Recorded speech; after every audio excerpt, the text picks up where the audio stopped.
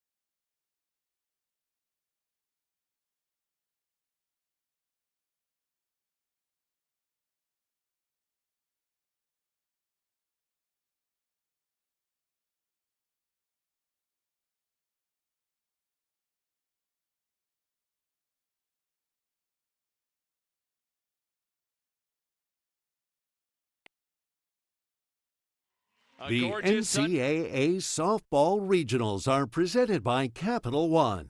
What's in your wallet?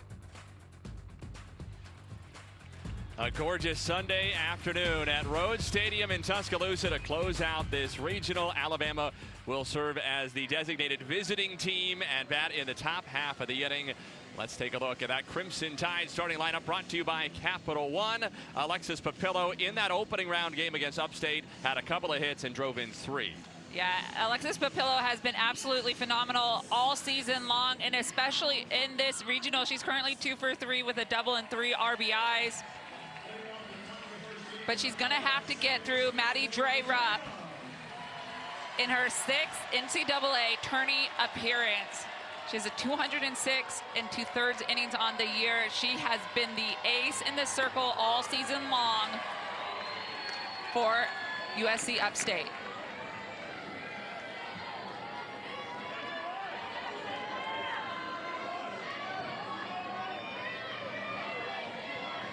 .83 degrees, bright sunshine at first pitch.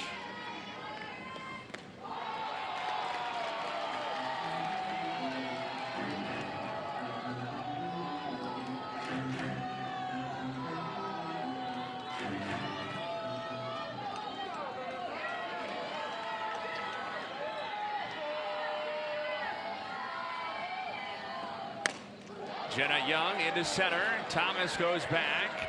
Just in front of the wall, makes the grab.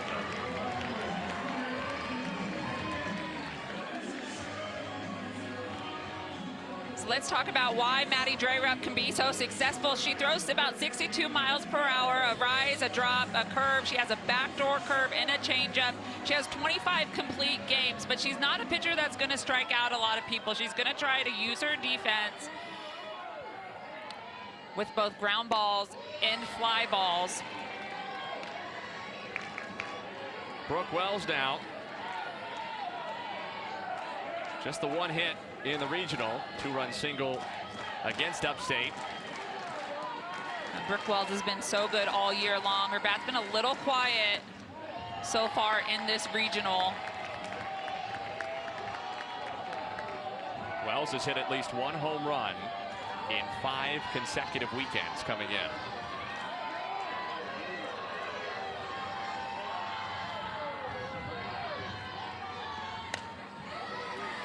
In fact, she's only gone an entire weekend without a home run twice this entire season, against Arkansas in mid-March and Texas in April.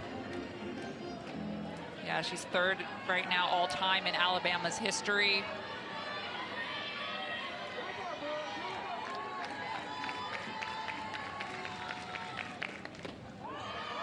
Off the outside quarter, 2-2. It's a new stage for USC Upstate. In fact, it's a new stage for the Big South. The entire conference has never had a team in the regional final until today. Yeah, it's a very exciting time for Upstate.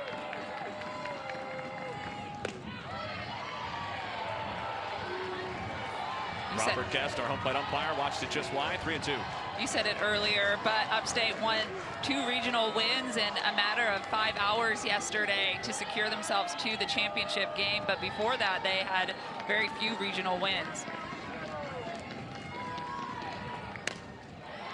They had only 4 regional wins in their Division I history, which admittedly only goes back 17 years. But it had been 9 years, going back to 17, since they last won a game in the postseason. You could almost say they're a little bit of the sweetheart team in this Tuscaloosa regional. Wells high, not all that deep into center. Right on the A. Thomas for the second out.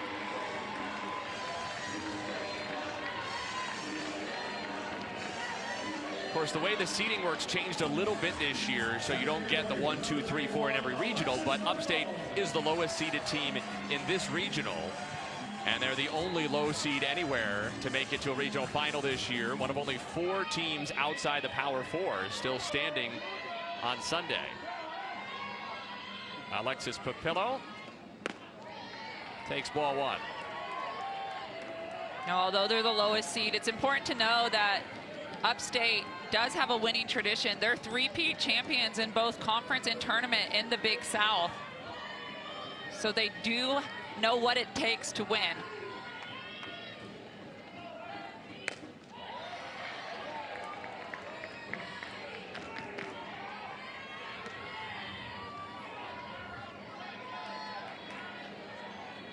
Only 3 other non-Power 4s in regional finals. South Florida in Fayetteville against Arkansas. Grand Canyon in Lincoln against Nebraska. St. Mary's out at Eugene against Mississippi State.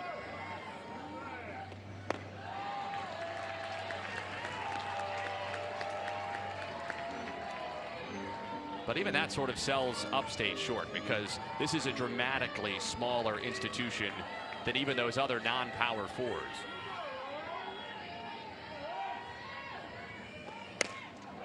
Papillo slices it foul, 2-2. I think Coach Hawkins said it best when he said it yesterday when we asked him after the second win, how do you feel going into play Alabama in the championships? And he said it's a David and Goliath story, and with an institution that is so much smaller than Alabama, it definitely feels that way, both to the university and to the athletes. Papillo to short, handled by Abby Polk. That rock-solid infield defense for the Spartans. A 1-2-3 inning in the top of the first for Maddie Drayrup.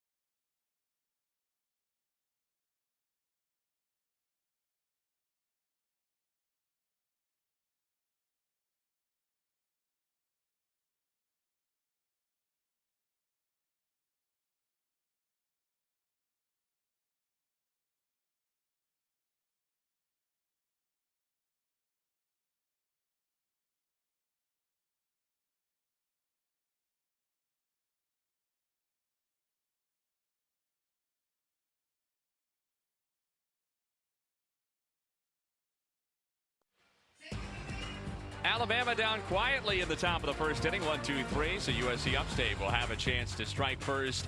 Take a look at the Spartans starting lineup, brought to you by Capital One. Carson Shaw has been very good in this regional, in particular yesterday.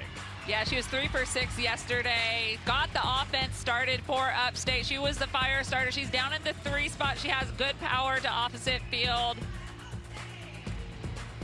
They'll be facing a new arm in the circle. Vic Moten, the third different Crimson Tide hurler in this regional.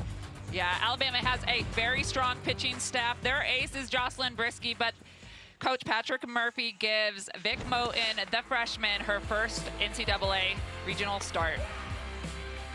Screwball, drop ball, and the rise ball.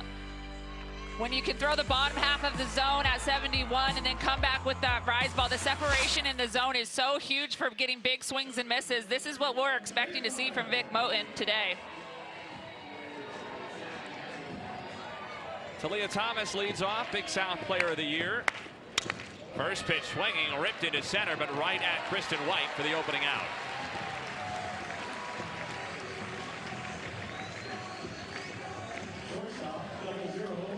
22nd start of the year for Moten, freshman from Daphne. Yeah. And an efficient first out, just one pitch, one out, as Vic Moten tries to calm her nerves and get zoned in for this championship game. Strike one to Abby Polk. Has been hitting in the 8th spot in the lineup. Chris Hawkins moves her up to bat second, and you see why. 4 out of 8 in the regional with a pair of doubles.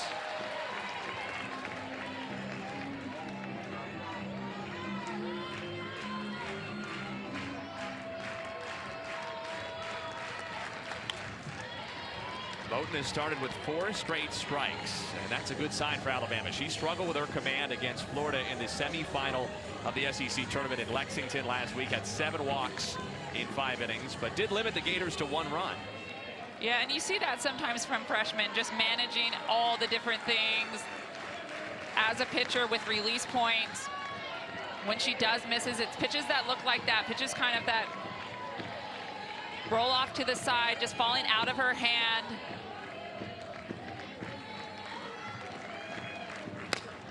Polk off her foot in the box, foul ball. But even when she gets herself into trouble, Moten has a knack to get herself out of the trouble. Which I would think is a great sign for a freshman, because it's likely that those mechanical inconsistencies will get better. It's great to see the mindset is already there. Yeah, absolutely. It's just like the fine-tuning of your craft with age.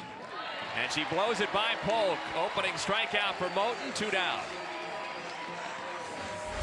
So just a beautiful pitch by Vic Moten on the screwball on the outside corner here with a little bit of rise. Tough pitch for Abby Polk. First strikeout for Moten today. Carson Shaw. First pitch swinging, floated toward Brooke Wells, and it's a 1-2-3 answer from Vic Moten and the tie.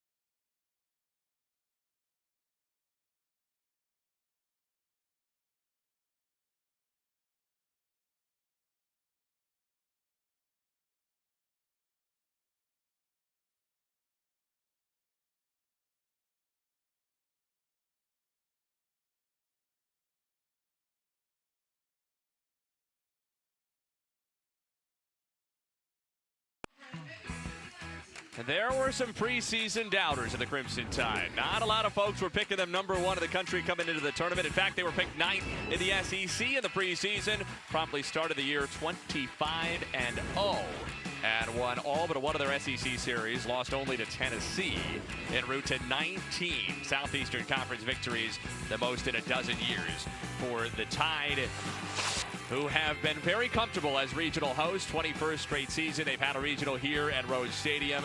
They have been undefeated in 17 of the prior 20. Have a chance to do that again today with a win in this one. Yeah, and they have been so good in regionals and postseason, but especially good at home. Only 2 losses on the season at home. So this is a team that really loves to play in front of the home crowd. So when you get to host a regional and potentially a super regionals, it definitely fares in the Alabama favor. Who wouldn't love to play in front of the Rhodes House crowd? I guess maybe a visiting player. Or maybe it pumps them up. It gets them excited. Everyone loves to root for an underdog. And we have a good underdog right here in Maddie Dreyerup on the mound. First pitch striking to Anna Roman, a cleanup hitting freshman for Bama. 1-2-3 first inning for the Tide against Dreyerup. Alabama scored 9 of its 11 runs in this regional in the first 2 innings. Had 3 in the first inning off of Maya Johnson yesterday. It took them 2 innings against Dreyerup on Friday.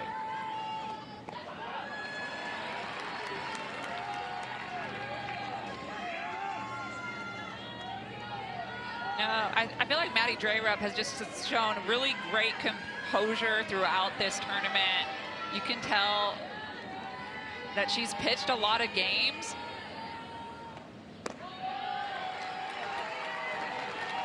That she has a lot of experience.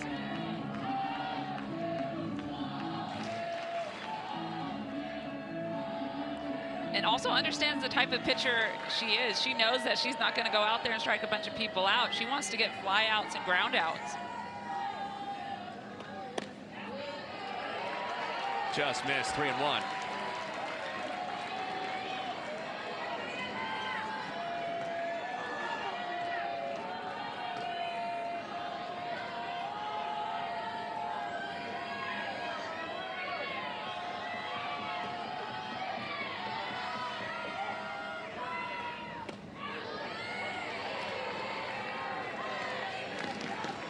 Good comeback pitch with that changeup coming in at 41 miles an hour, extra slow there across the heart of the plate on a 3-1 count. Very gutsy.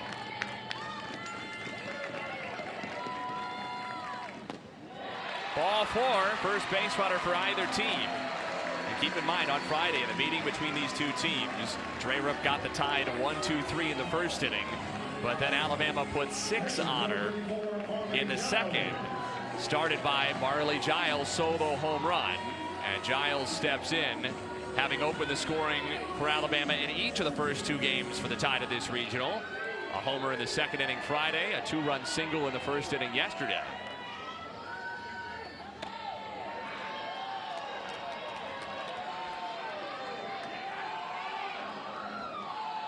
Little pitch out there. Anna Roman is 7 for 7 on stolen bases this season. One of 11 players on the Crimson Tide that have a green light to go at first base. Giles chases Roman on the move, and she picks up her 8th steal. Giles, of course, chasing to protect Roman there and gets her into scoring position. I think that smile says, "Coach, you kind of did me dirty with that sign, making me swing at that pitch."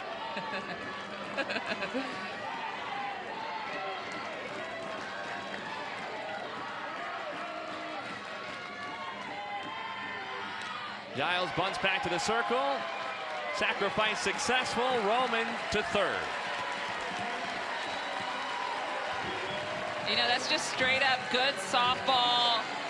Protect on the steal, and then Giles goes straight into the sacrifice bunt to move the runner to third base.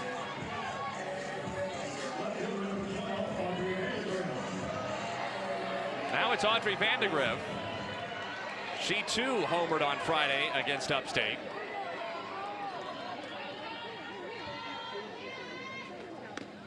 Both of the Alabama homers went to the opposite field. Giles to right, Vandegrift to left. She's putting together a very nice regional after a strong SEC tournament as well.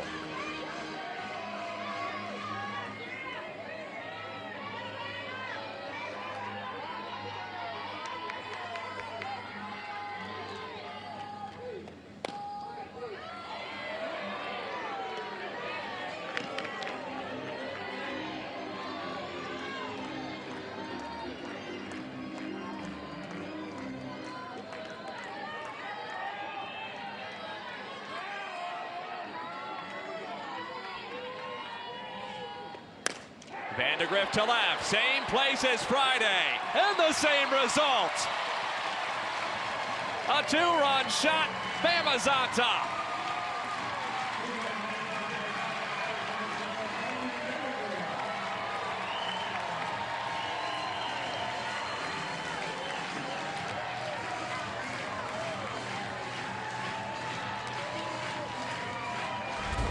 Well, it's such a beautiful swing here by Audrey Vandegrift on the outside corner. She takes this opposite field, but it's belt high.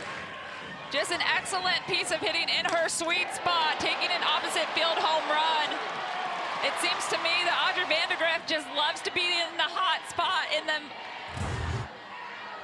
loves the moment, seems to be getting hot as we get into deeper and deeper into postseason play. 0-1 on Ambry Taylor, the freshman.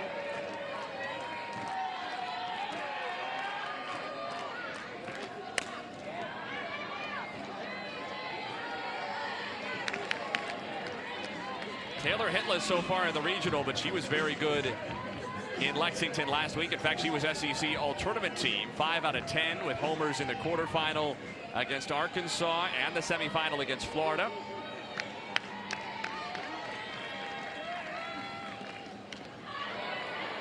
She just got a piece. Almost seems a little anxious on that off-speed offering from Maddie Drayrup. The foul tip looks like it might have nicked Lainey Jennings a little bit. Jennings took a foul ball last night against Belmont as well, though she had 3 doubles, so probably still a successful day at the yard. You can see the changeup right on the left hamstring, it looks like, inside thigh. That one might leave a bruise, a nice colorful one. Catchers are so tough back behind the plate. Roll over to third. Alyssa Davenport gets Ambry Taylor for the second out. Alabama has piled up 13 runs now in this regional, all but 2 of them in the first 2 innings. And 8 out of their 10 runs against Upstate specifically have been scored in the second. They had 6 runs in the second inning on Friday and 2 on the Vandegrift homer today. Salem Hawkins into right. Kardatsky there to retire the side. But Andre Vandegrift puts Bama in front on Regional Championship Sunday. Audrey Vandegrift with the big swing, putting Bama on top. She gets hot in postseason, y'all. Hawkins up, offense up next.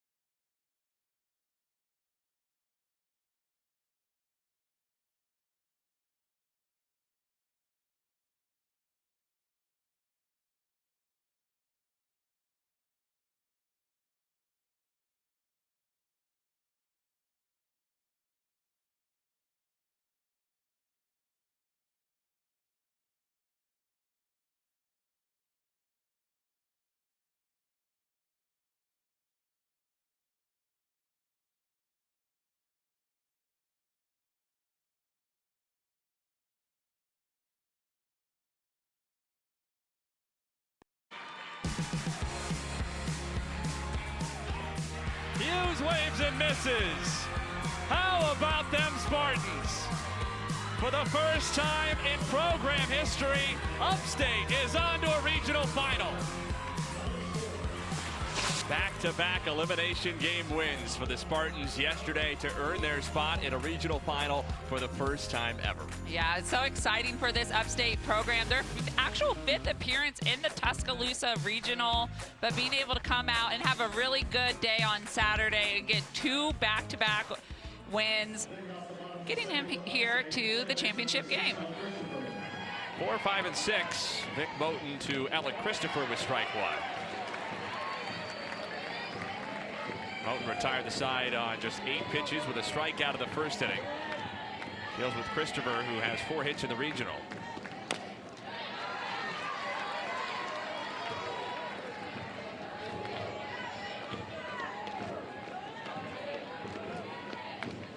Upstate is 0-6 against Power 4 opposition this year, counting the loss to Alabama on Friday. 5 out of those 6 losses have been run rules. They did get within 1 run of beating Auburn back in February.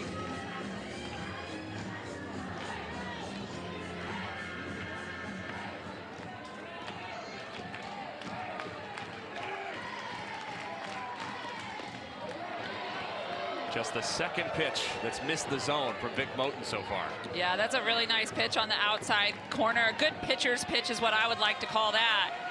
Low outside corner, could easily be called a strike.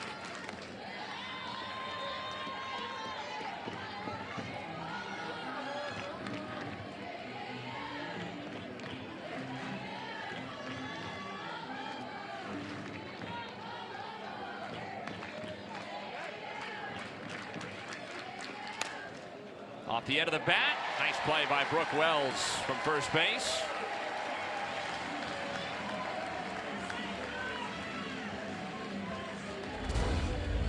Ella Christopher does a good job taking this curveball on the outside corner, but she doesn't quite get enough of it. It's Brooke Wells playing a good job over there at first base, taking 3 steps to her right to secure the easy line drive.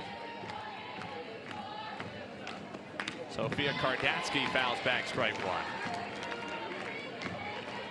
Now the most dangerous hitter in the Upstate lineup since she returned midseason from a broken kneecap. But just the 1 hit so far this weekend.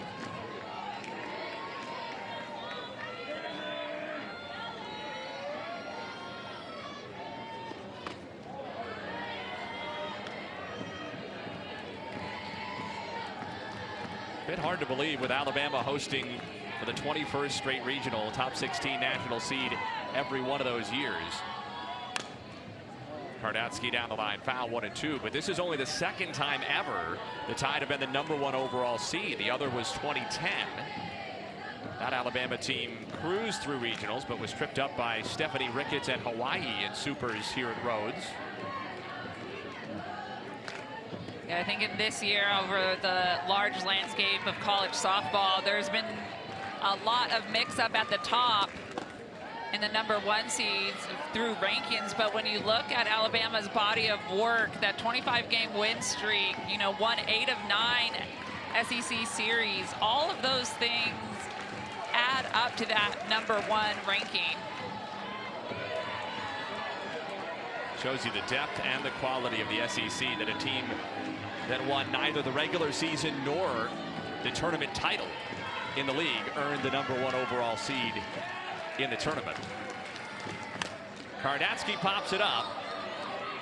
Ambry Taylor for the 2nd out.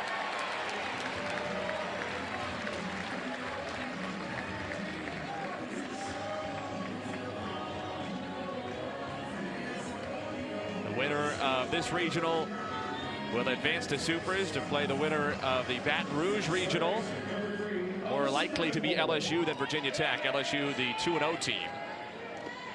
Alyssa Davenport takes a strike. Virginia Tech has 1 loss. They'll play the first of potentially 2 games at Tiger Park today, getting underway in just under half an hour on ESPN+.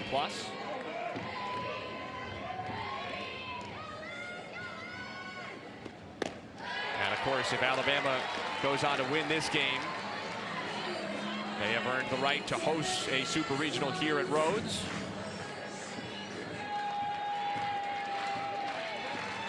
Oh, 2.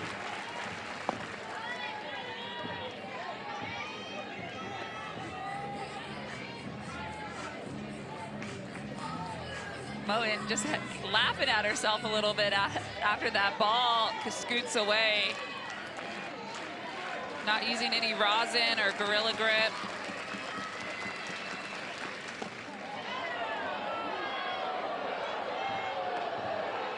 There were times last week at the SEC tournament as Lexington, as we'll get a second look at a close miss here. Yeah, Marlene Giles really wanted this. Vic Moen missed this spot. It tails in on the runner, but on the hitter, but it was right across the knees.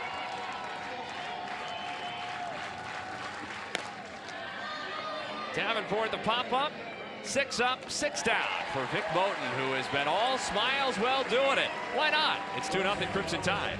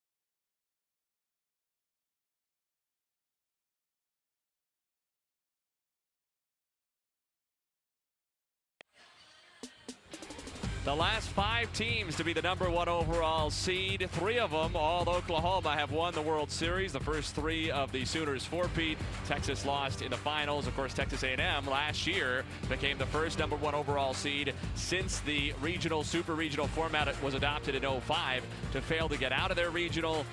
The winner of this regional will face the winner of LSU and Virginia Tech in the Baton Rouge Regional in Supers next weekend. LSU and Virginia Tech getting underway at the top of the hour over on ESPN+. Kristen White, the last Bama starter to get her first at bat here in the #9 spot. Maddie Dreyerup misses with ball 1. White provides a real spark at the bottom of the Bama lineup. 3 hits, including just the second extra base hit of her career in this regional.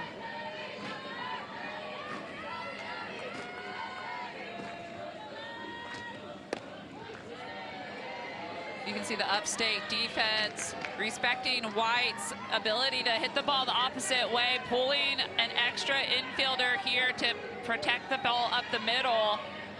You have 2 outfielders left and center playing shallow.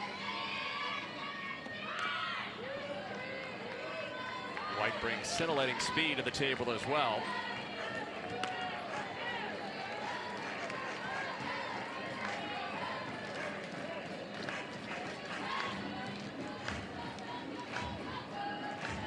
She's hit in 5 straight games, going back to the start of the SEC tournament.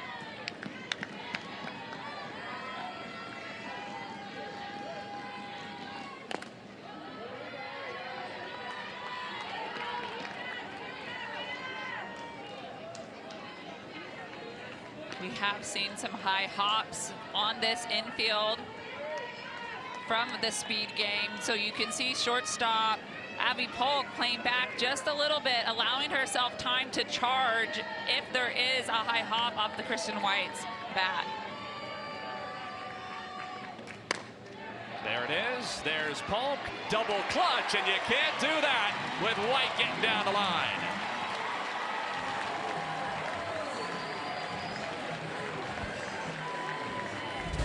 So Kristen White does exactly as intended. She pounds the ball into the dirt, and it helps her, giving her that high hop in time to get a couple more steps. But it's the Abby Polk double clutch that allows her to get safe at first base. It goes as a single for White, but a rare miscue for the Upstate defense, especially on the infield this weekend. Jenna Young fouls away the first pitch. Top of the order here for Bama. Given a little bit of a boost with White reaching base when otherwise she looked likely to be retired. Another thing to notice, they're worried about Kristen White's speed here. Look at second baseman Ella Christopher over here, right by second base, worried about the speed of Kristen White in that steal. There's a pitch out. Jennings bobbled it, but White holds it first.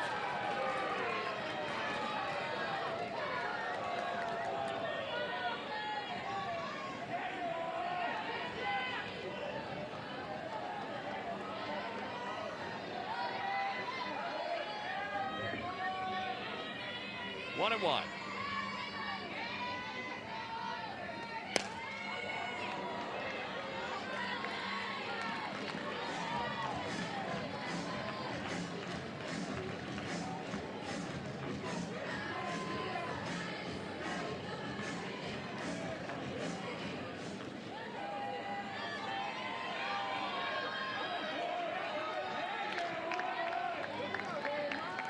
One and two.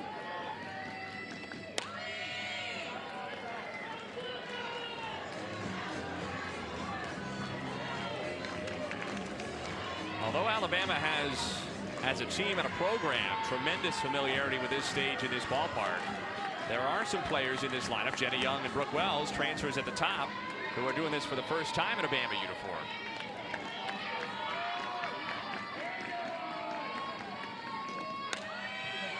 Young came from Iowa after a couple of seasons as a Hawkeye. Wells, a transfer from Houston. Yeah, 2 transfers that have immediately made an impact on this Alabama lineup. hitting back-to-back in the 1-2 spot.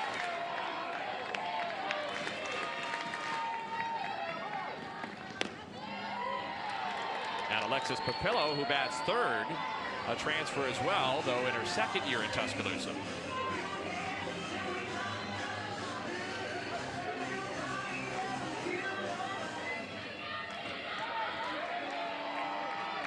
Two. Young waited on it, skies it to right, Kardatsky to the wall, it is gone!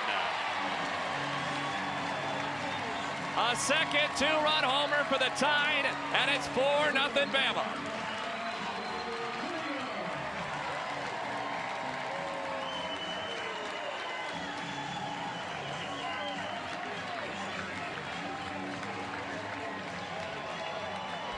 Just a good piece of hitting by Jenna Young on this changeup. She gets her front foot down, so she's able to be on time and still drive this off-speed pitch with enough power to get it out of the park.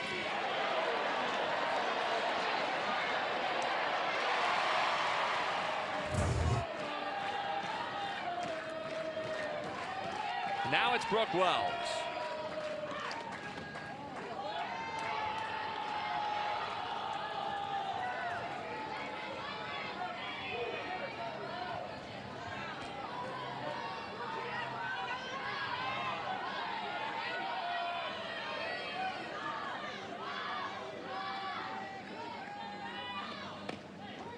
Just the 5th home run of the season for Jenna Young. And her first in a month and a half. Going back to April 4th against Texas. High fives all around.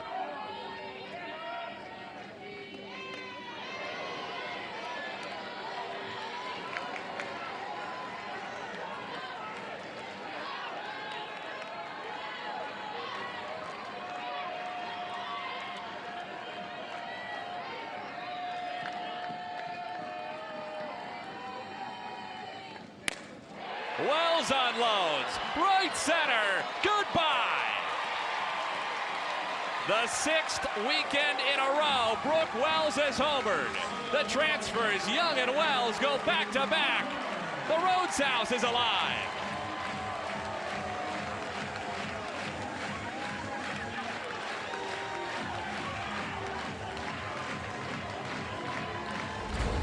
So Brooke Wells just 3 shy from the Alabama home run record held by Bailey Hemphill, but takes this off-speed pitch opposite field. She does it so well. She started a little slow this regional, but making it count with this big home run for the 5th run for Alabama. How about that swagger from Brooke Wells? She didn't even watch the flight of the ball. She knew where it was going. Yeah, I mean, that is just like, I know, I got all of that. Upstate going to the bullpen. Maddie Dreyer lifted. 5-0 Alabama in the 3rd.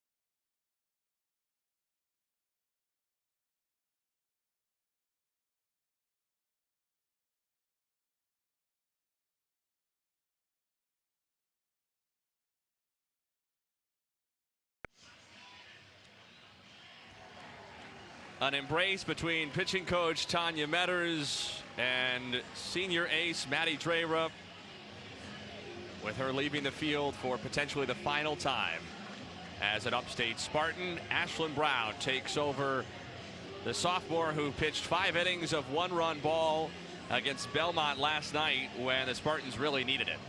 Yeah, Ashlyn Brown came in clutch for Upstate yesterday in game 2. Throws a little bit of a drop ball, a change up, keeps the ball low, uses her defense.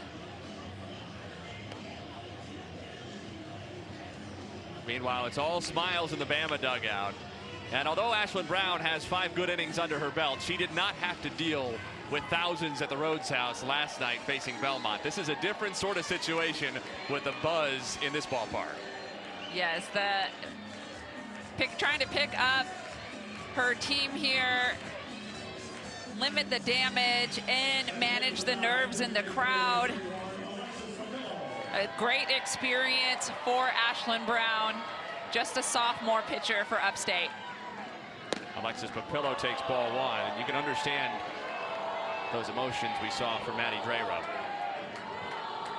Career potentially coming to a close here in Tuscaloosa. She has meant so much to this program, in particular this year.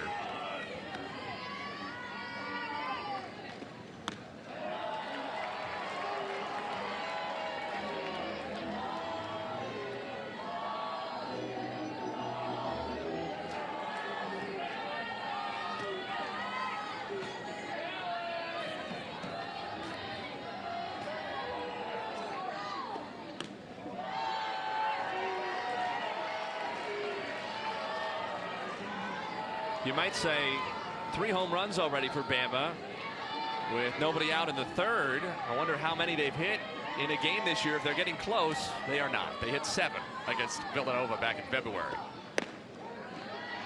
It's been that kind of season around the country. Monica, pitchers avert your eyes. The ball's been flying out.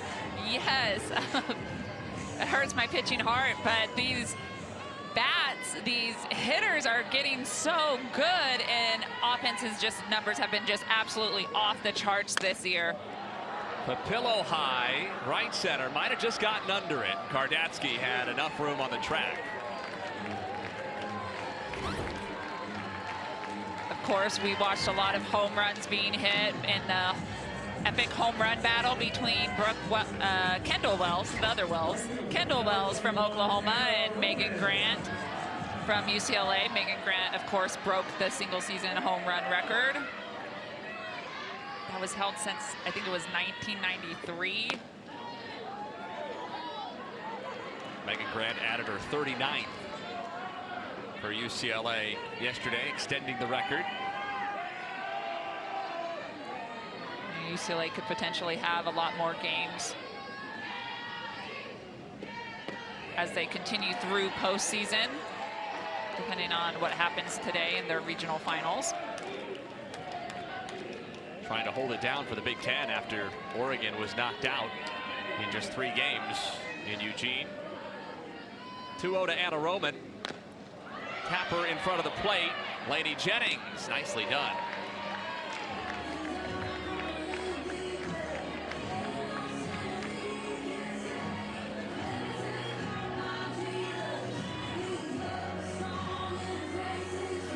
That play may be made a little bit easier by having a left-handed catcher who doesn't have to get all the way around the ball. Yeah, absolutely. And she hopped well back there. Marley Giles, ball 1. She had the sacrifice her first time. Yeah, you know, Marley Giles has really impressed me this weekend. She, you know, the catcher behind the plate, but she's had some big hits, big home runs.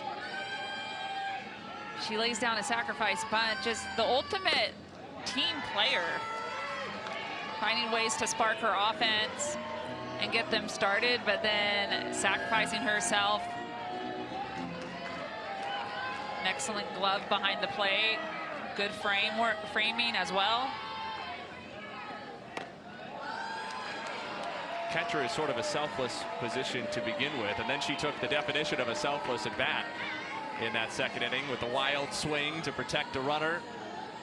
And then the bunt effectively helped move Anna Roman all the way from 1st to 3rd.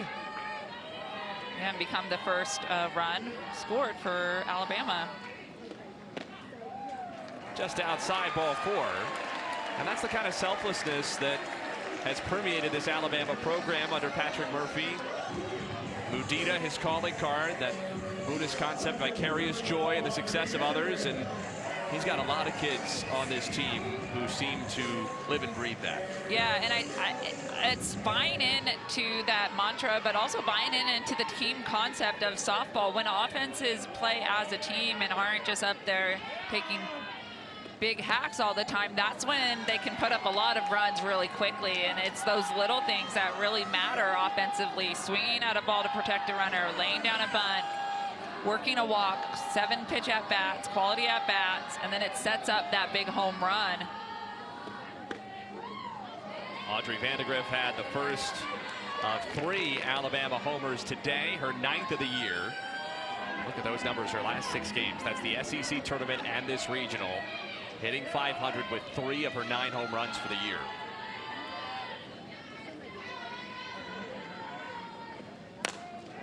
On a line toward second, but playable there to retire the side in the glove of Christopher. Alabama puts 3 more on the board. A couple big home runs for Alabama. 5 runs on the board. Let's see if Upstate can answer up next.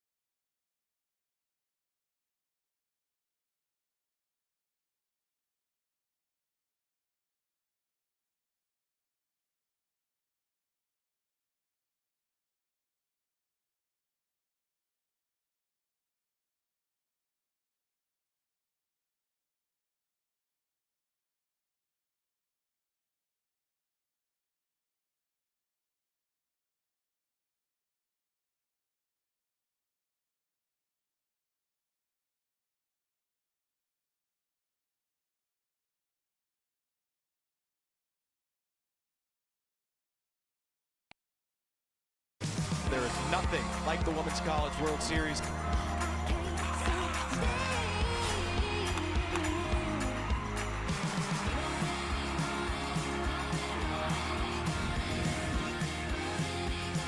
The Women's College World Series returns to Oklahoma City. The action begins Thursday, May 28th at 12 Eastern, live on ESPN. For more information on the 2026 Women's College World Series, visit ncaa.com, the home for all NCAA championships. Maybe some future Women's College World Series participants out there. Got the right t-shirts on at least. Yeah, they're enjoying a game on the berm.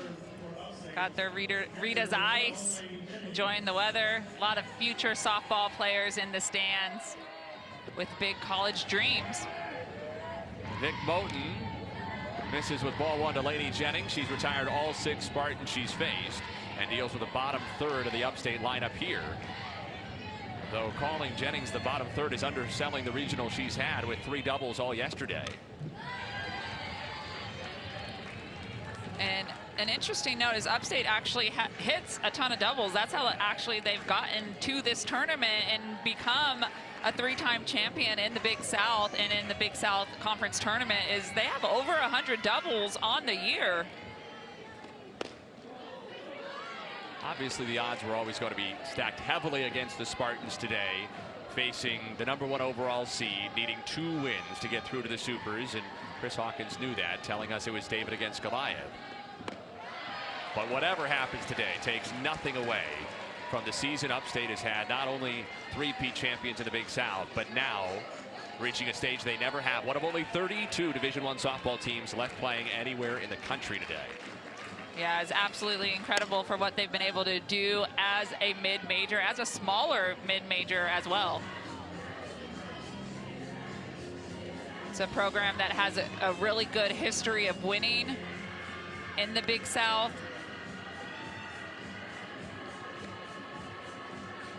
32 years under Chris Hawkins. Division II when he took over, transitioned, became Division I members fully in 2010. Jennings can't connect. Moten has the punch out, her second. 7 up, 7 down. Vic Moten just doing what she does best. It's that screwball on the outside corner that I love from her, and it gets this big strikeout of Lainey Jennings, her second on the day. Now Mackenzie Bernal looks at a strike.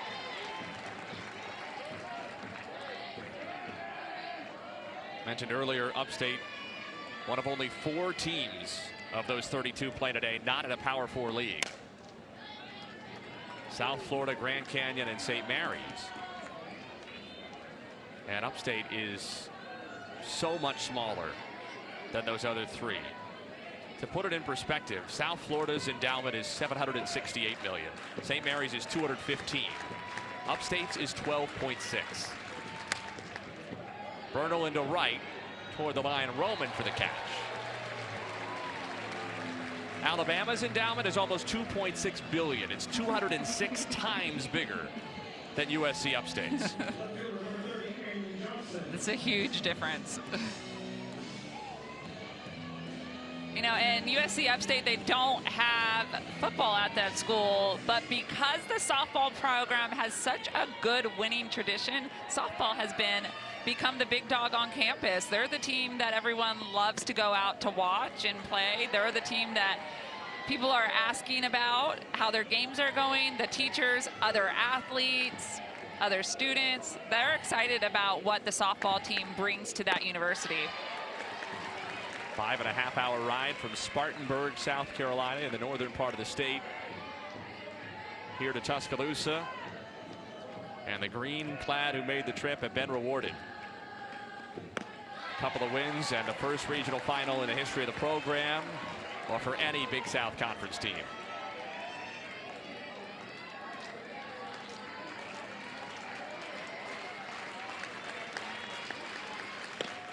Johnson can't get it. 3 strikeouts for Moten, 9 up and 9 down. 5-0 tie to the 4th. Vic Moten with the screwball on the outside corner, her bread and butter. Another strikeout for Vic Moten. Bama's bats up next.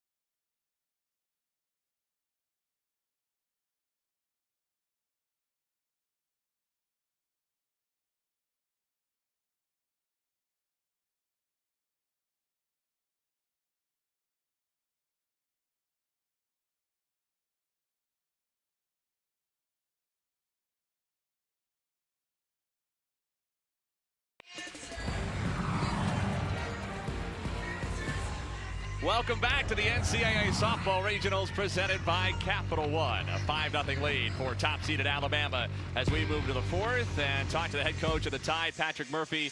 Coach, 21 straight regionals you've hosted here at the Rhodes House. Do you ever take it for granted? Does it ever get hard to look around and appreciate it? It is amazing. It's quite a feat, to be honest with you. I'm so proud of everybody that's played here. Coaches, the fans have made it what it is today, I think. What a beautiful day for softball. And again, we're so glad that both of you are here. Yeah, Coach Murphy, Alabama is just so dynamic, offensively, defensively. You have a lot of really great keys. 3 home runs in the first part of the game. What do you want your offense to continue to do now that Ashlyn Brown has come into the game? Yeah, so last night I watched the game that she pitched really well against Belmont, and they struggled with her kind of a curve drop away. We need to let the ball travel and hit it up the middle. If you keep saying 5-3 or 6-3, she's going to win the battle between the hitters. So we need to let the ball travel, go up the middle or opposite field. Thanks, Murph. Love it. Thank you. Thanks for being here, you guys. And, you know, that's especially good advice against Upstate because we've talked about it a lot this weekend, how good the left side of the infield is. You don't want a lot of 5-3s, 6-3s in the scorebook. Yeah, and it's a really good point, and this needs to be said, is because Upstate comes from a mid-major conference, and Ashlyn Brown is throwing around 60 miles per hour. These Alabama hitters in the SEC, they're constantly facing 70-plus miles per hour. They're facing your Carlin Pickens, your Keegan Rothrock's, all these different pitchers that are throwing 68 to 70 plus miles per hour. So when you face an Ashlyn Brown that's just around a 60 miles per hour, you have to be a very disciplined hitter to force yourself to let the ball in deep and be late to take it opposite field. Even though you want, the ball looks big and you want to drive it hard, and that's when she's going to get those ground ball outs. 7, 8, 9 here for Alabama. Ambry Taylor to be followed by Hawkins and White.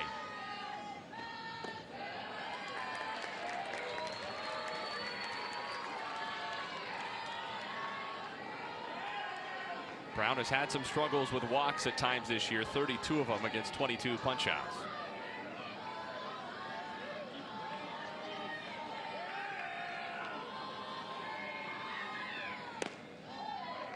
And Taylor on for free. Brown's wondering where that missed.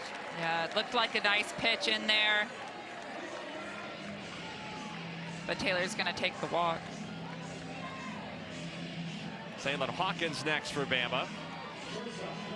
Mentioned the pitching quality of the SEC these tight hitters are used to.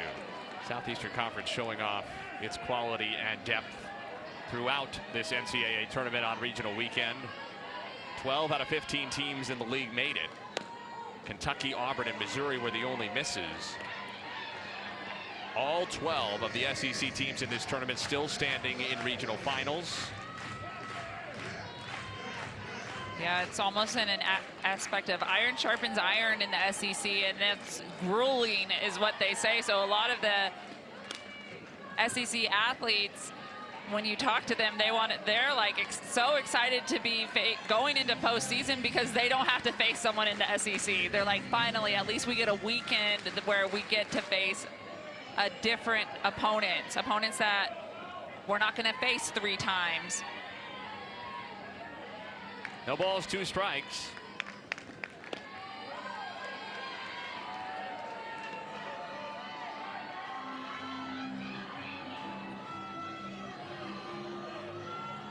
Almost 40% of the 32 teams left in this tournament from the SEC. Just outside, 2-2.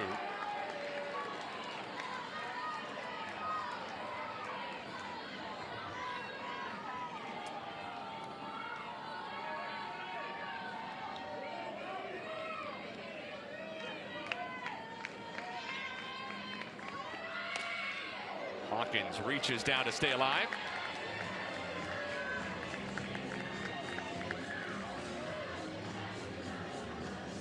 The 9 SEC teams hosting regionals were a combined 18-1 over the first 2 days. Texas A&M's loss to Arizona State was the only blemish, but the Aggies still forced their way to the regional final, a bounce-back win over UConn last night. Hawkins to third. Davenport the short way for the force out.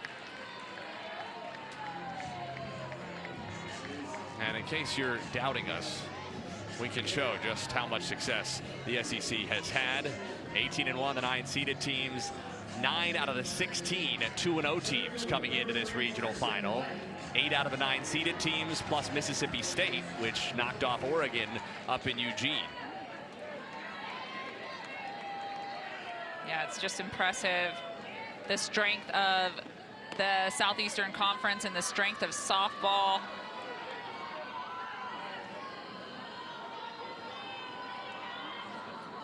Kristen White takes a timeout to talk things over with Patrick Murphy. Only 3 SET teams had to go on the road this weekend. 9 out of the 12 were hosting. Mississippi State, one of those 3, playing away from home and a long way from Starkville to Eugene. But off to a 2-0 start, and they'll have a regional final against St. Mary's after the Gales were the ones to send Oregon packing. Yeah, the Mississippi State had a comeback win, and I think it was 8 innings or 9 innings versus the St. Mary's Gales. Ended up winning 3-2. You mentioned that in some ways regionals for SEC teams can be a respite from conference play.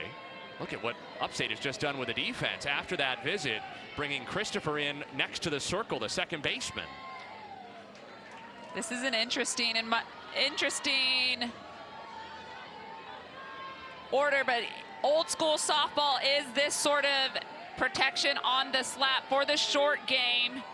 And then your first baseman is going to play behind the bag.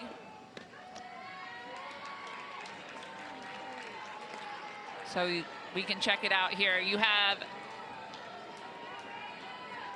they're making a switch.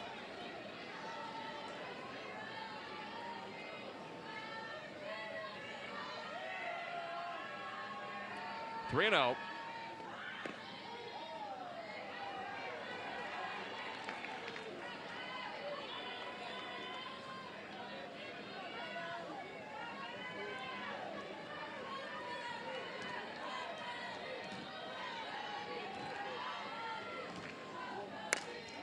White into left. That's the center fielder Thomas, who was playing all the way over in left center to make the catch.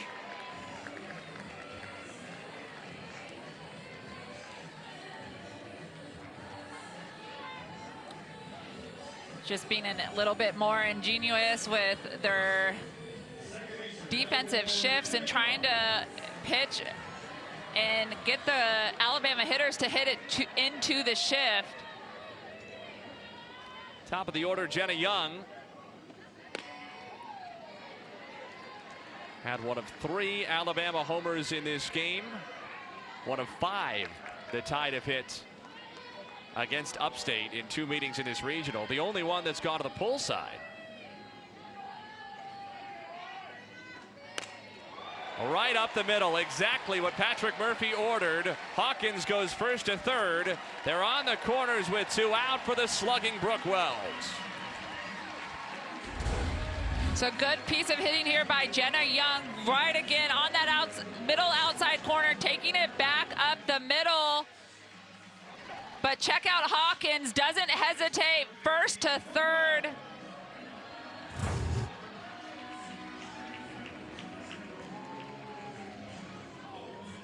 You know, impressive for Hawkins to go first to third on the ground ball up the middle. She didn't miss a step or hesitate at all.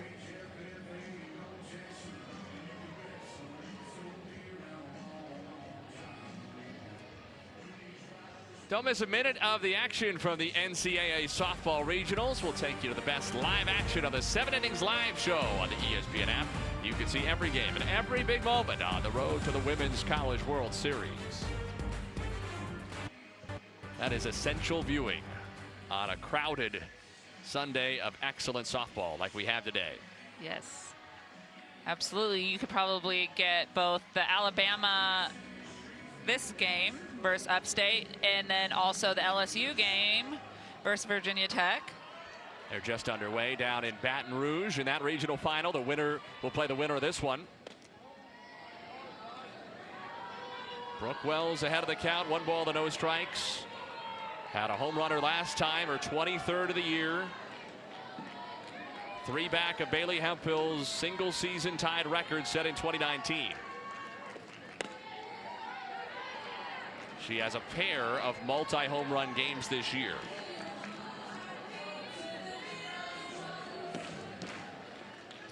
Now, even when she's not hitting a home run, she's having really quality at-bats.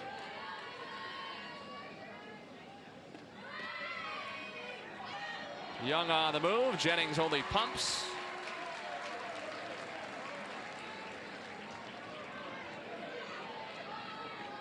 Tenth steal for Young this year. 2 in scoring position for Wells. 64 runs batted in this year.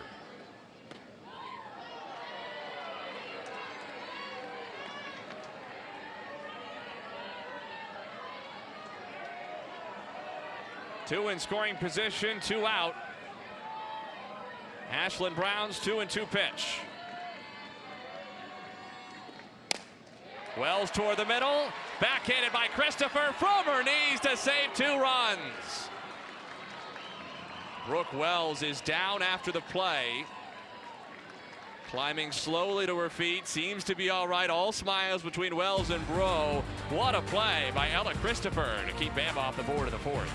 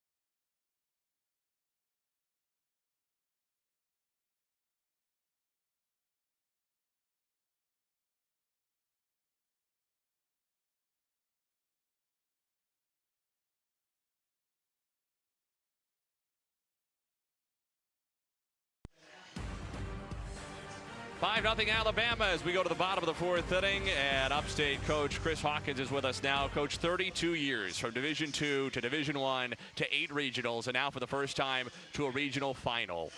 When you reflect last night, this morning, standing in this ballpark, what does it mean? Well, you know, it's been a long journey for me, and our school has really grown. It's went from a real small school to a mediocre to one of the good mid-majors in the country now, and you know, our chancellor, Benny Harris, has done a great job, and Matt Martin, our athletic director. But our team right here is just solid. That was the hardest thing for me to do when Maddie was coming off the field, just to hug her one more time, probably. So, you know, I love this team, and I love everything about what's going on. And to be on this stage today is phenomenal. I mean, these girls are never going to forget this. Coach, we appreciate your time. Thanks a lot for being here. Thank you. Chris Hawkins and the Spartans have made the most of this stage. Certainly Maddie Dreyerup has made the most of it, and it's been such a joy to get to be around that program and watch them in real time take this next step. Yeah, this team has had so many good seasons together, especially these seniors. 3-peat champions in conference and in the tournament. You can tell that this team specifically means so much to Coach Hawkins. Talia Thomas at the top of the Spartans lineup, getting a second chance against Vic Moten, who's gone 9 up and 9 down. Thomas had the best contact against her the very first pitch Moten threw today. Thomas sat on a line into center, but right at Kristen White.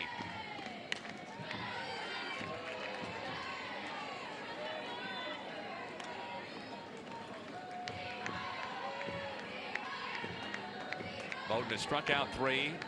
She's been efficient, just 38 pitches through the first 3 innings.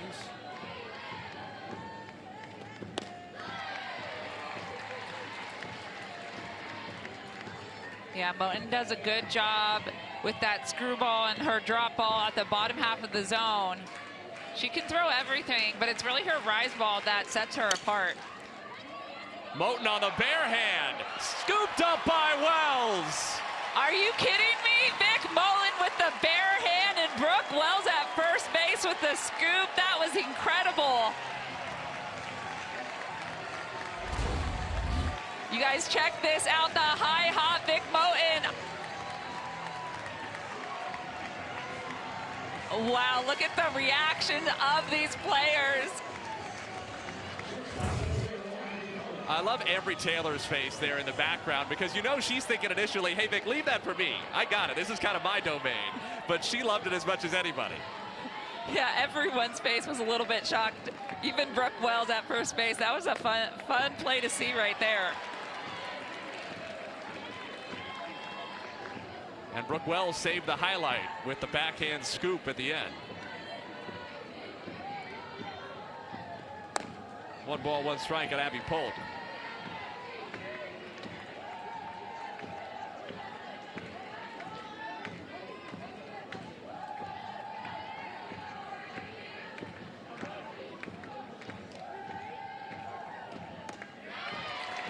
It's a couple of underclassmen for Alabama too who are on this stage for the first time in Tuscaloosa. Moten, a freshman, and Wells, a sophomore, but in her first season with the program. They're showing out. I think when you have a good culture and tradition within your program, it's easy to feel comfortable if it's your first time on this stage. Like Vic Moten seems to be feeling comfortable out there with, you have people with that history and that tradition and that leadership. It's contagious that you want to fit in and do your part and do well too.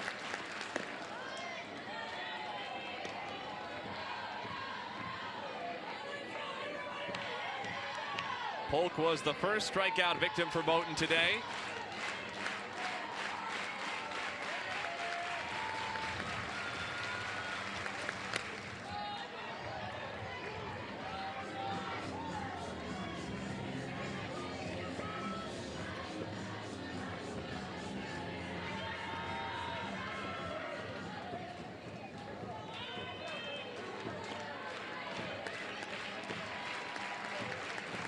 Seventh pitch of the Moten-Polk battle. Wave and a miss. 4 strikeouts for Moten, but that's not the highlight of this inning, no matter what happens for the right-hander. One more look at that first out. It's so impressive because it's a high hop. Moten drop steps and bare hands it. But the reaction.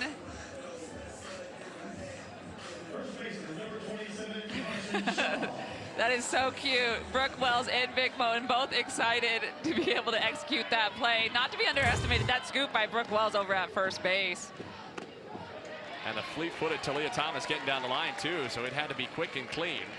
Strike 1 to Carson Shaw. That's probably a bigger celebration than Moten and the infield have had for any strikeout. In fact, it's probably 10 times as big. I know, I saw a little chest bump in there.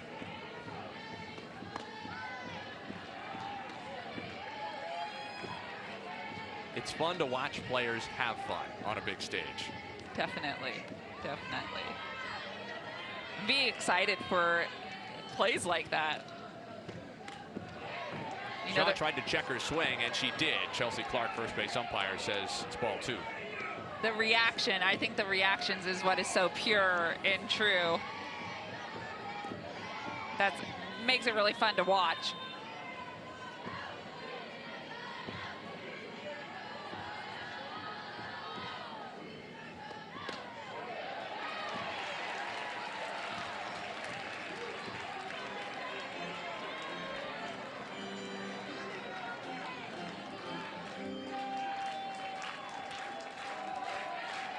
Two-two.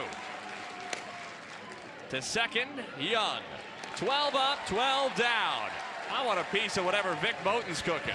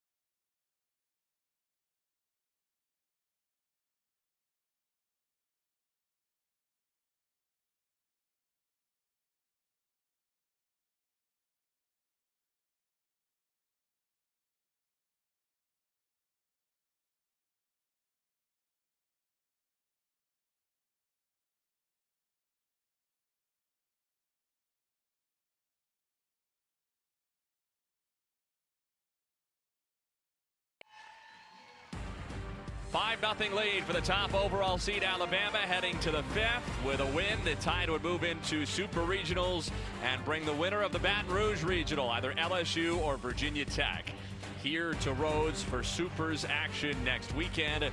The first of 16 tickets punched to the Supers, the number 6 seed Florida Gators. That man Shorts ready for the celebration. Florida through to the Supers. Rival Georgia getting ready to join them, leading 5-0 on Clemson in the 7th. And Alabama with a 5-run lead to the 5th. Part of the order here, Alexis Papillo takes a changeup from Ashlyn Brown for a strike.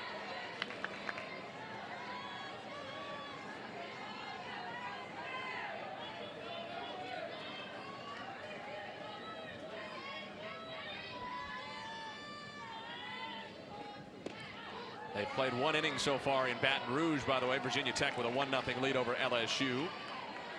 Vic Moten with her son, we were told on Friday, they're in the dugout with her. Yes, that would be the little stuffed animal monkey? We'll have to get filled in after the game. Alexis Papillo gave us the name. It's Punch Moten. But I don't know that she told us specifically. I assume it's a monkey.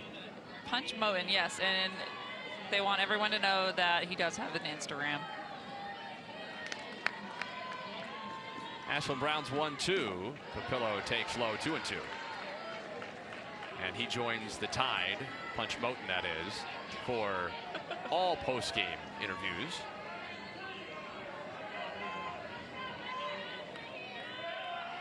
And Vic's just making sure he gets every ounce of airtime he can. Papillo speared by Brown. Vic Moten with a bare hand for Alabama in the 4th. Ashlyn Brown with a hot shot of the circle in the 5th. Vic Moten showing off her skills, but Ashlyn Brown showing off she can play a little defense too. Little reaction play there. Grabbing that hot shot off of the Papillo bat.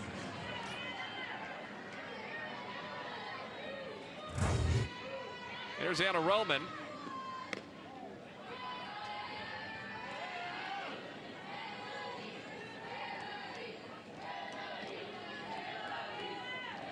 "12 home runs this year, but she's gone 10 straight now without one."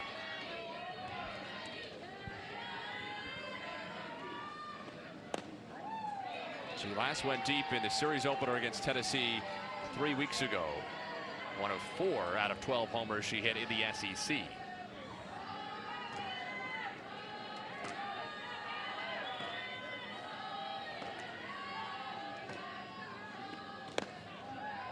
You mentioned that regional weekend can provide SEC teams the respite of not having to play conference opponents. Well, it's short-lived because the Supers tend to fill up with Southeastern Conference opposition. Florida and now Georgia have punch tickets to next weekend. And LSU would be the favorite as it stands to advance out of the Baton Rouge Regional. So Alabama could potentially be staring at an SEC series in a Super Regional. We often say during the regular season in the SEC that conference series feel like supers. If Alabama and LSU match up here at Rhodes, it will be literally an SEC super. Yeah, you know, you play a 3-game series in the SEC play. Game 1 is always really important in the SEC. But with so many good teams, I mean, that's the way it matches up. You gotta rise to the top, and at each round of the tournament, you have to be a little bit better. Larissa Pruitt pinch running at first base with 1 out, and Marley Giles the batter. Sacrifice and a walk for Giles, officially without an at-bat. She has not been held without a hit in either of Alabama's first 2 games of this regional, including, of course, the home run in the 2nd inning on Friday that opened the regional scoring for the Tide.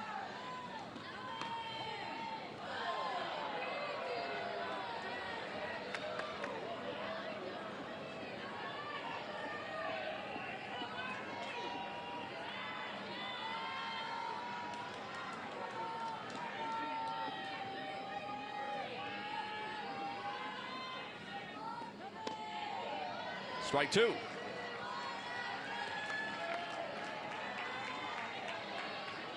So Ashlyn Brown continuing to try to dominate that bottom half of the zone against these Alabama hitters.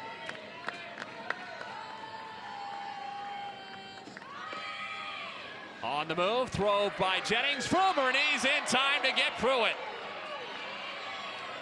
3 doubles yesterday for Lainey Jennings, and the freshman catcher just nailed Pruitt at second. Lainey Jennings from her knees, but Pruitt. Alabama is challenging the out part of second base. It's now under review. This is a bang-bang play in real time. Well, from that view, it does look like they got her.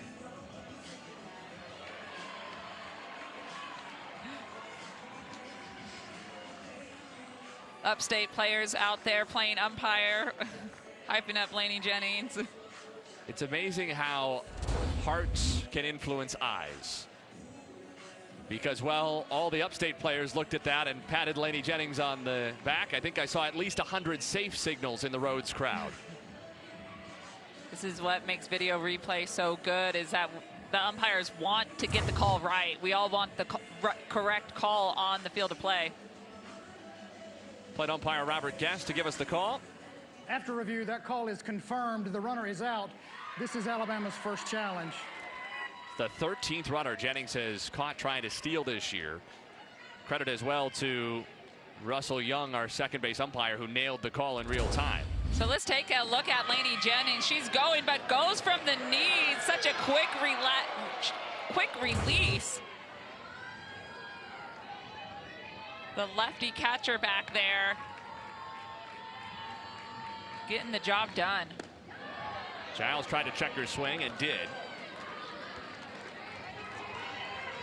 Alabama had been 6 for 6 stealing bases in this regional before Pruitt was nabbed.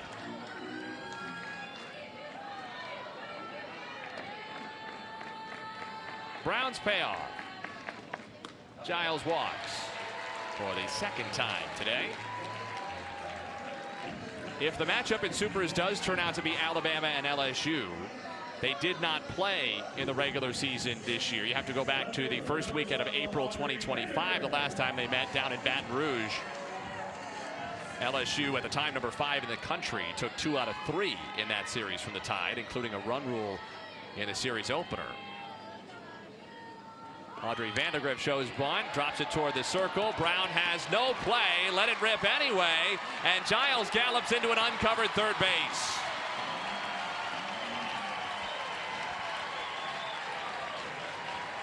Well, Audrey Vandegrift showing off her softball IQ. After the walk, the first pitch on the inside corner, she drops the bunt, knowing that her speed can get her on base, and that right now Alabama needs base runners. Runners at first and third for Alabama with 2 outs. I don't know if it's possible, Monica, for a second-team All-American from last season to sneak up on people, but Audrey Vandegrift might just do that in this tournament. She has gotten hot at the right time. Yeah, you know, she's floating down there in the 6th spot in the lineup. And it seems like she just still has the ability to surprise people. But she does it so well. She has the power, right? And then she drops the bunt.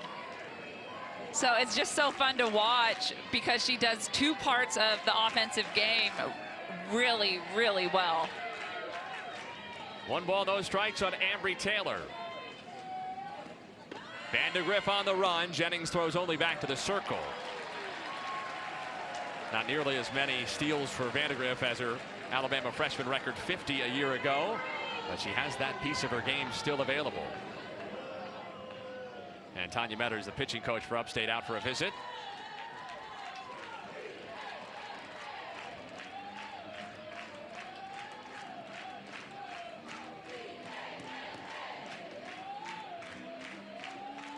Bama has capitalized on opportunities against Upstate in this regional. 500 or better in all the key situational spots. 2 outs, runners on, and runners in scoring position. Yeah, situational hitting is a point of emphasis from Coach Murphy. And one of the reasons I think they do this so well is because they hit opposite field really well. They go the opposite direction. They shorten up their swings and try to punch the ball through the infield to be able to get to move runners.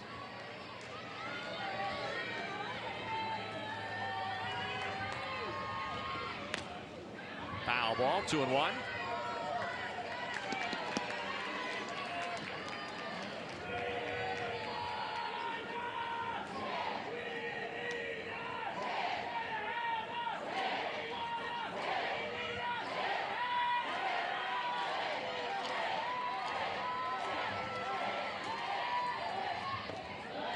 Such a detail-oriented Alabama program as well under Patrick Murphy. We saw the Vandegrift punt, and there's one of their mantras down there on the right field foul pole. 2 outs, so what? And that's the story of this inning. 2 outs and the base is empty has turned into a bona fide threat, second and third. Off the end of the bat into right, Kardatsky there, and 2 stranded in scoring position for the Tide. Home fifth coming up. Upstate still without a base runner.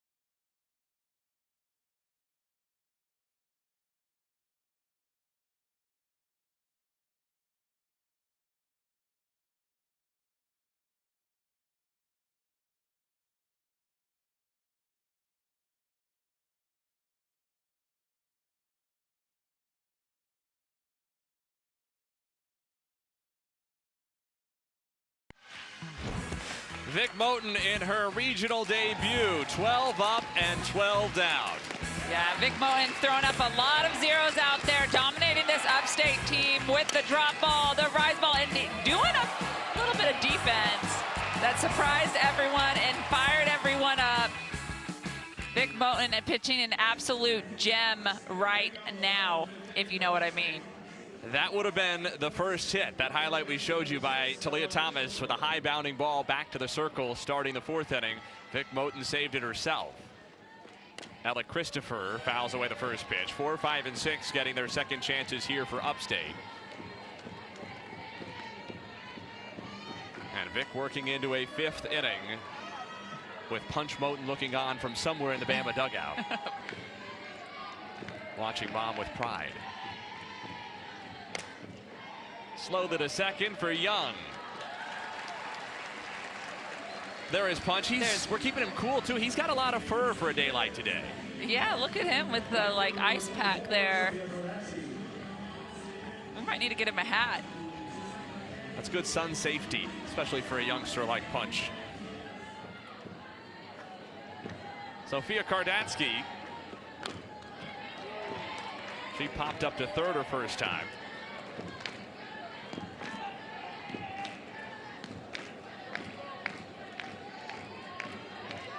This second time through the lineup, Vic Moten has been using that drop ball a lot more. First time through the lineup versus Upstate, she induced a lot of fly balls, but now going to that drop ball.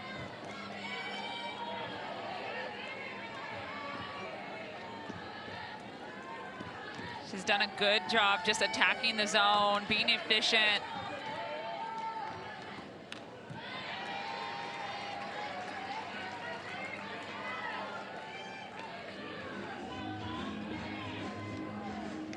What's she doing there when she's flicking her hands? She's just working on her timing of her follow through on the snap. So you snap to her snap to follow through, and thinking that she can get through that pitch better.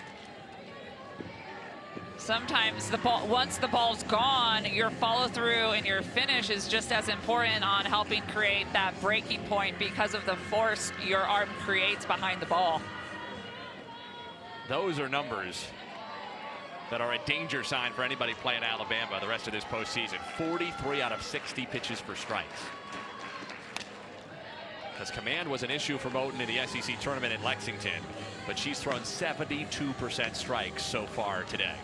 Yeah, you know, she sometimes throws the ball and it bounces. It's like she gets behind her hip a little bit, or the ball falls out of her hand a little bit early on her drop ball. But then what she's done today, she's come right back and thrown an immediate strike.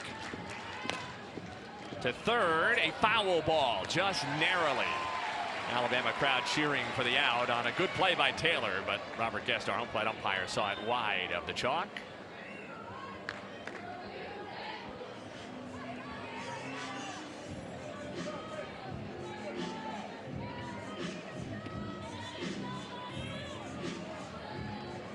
Kardatsky's at bat, continues at a ball and 2 strikes.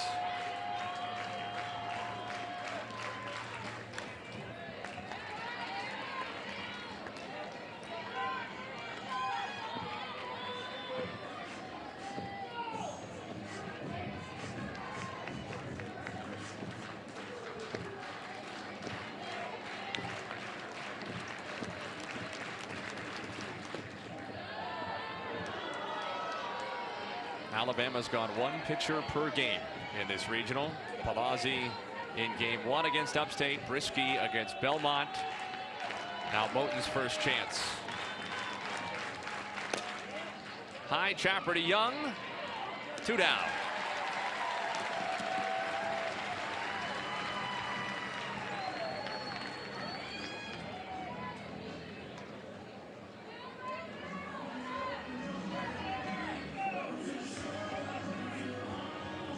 Whole lot of zeros up there on the bug. A lot of zeros up there. Davenport takes a strike. We're in an information passing business here. At some point, I'm going to have to say it.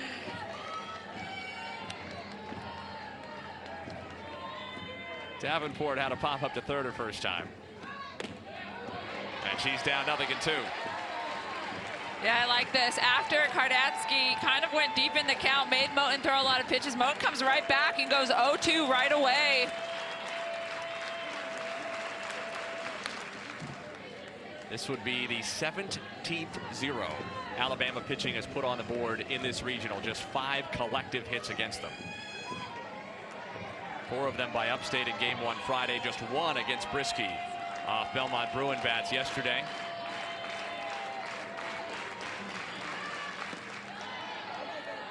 None so far against Vic Moten.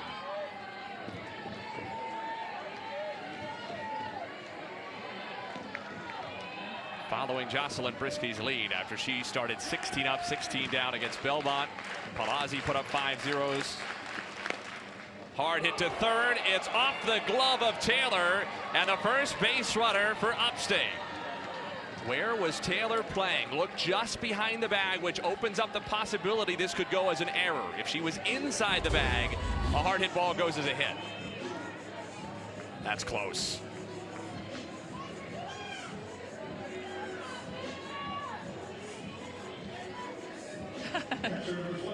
You see a little bit of frustration from Vic Moten. Dang it. This is an official scores nightmare. Ball 1 to Jennings. I think that one for Moten, especially because she went 0-2 so early to Davenport. The young freshman needs just to rebound here. Continue to focus back in. Still pitching a great game. Still waiting on an official ruling. The mantra from scorers is often the first hit has to be clean. That was not. But The general rule of thumb in softball in the scoring manual is if the third baseman is inside the bag and the ball is hit hard, it goes as a hit, because there is no such thing as an ordinary effort on a hard hit ball coming at you from under 60 feet. Jennings pops it up, and the side is retired. Is the no-hitter still alive? We don't know. We'll have to tell you in the 6th. Hopefully we'll have a scoring decision by then.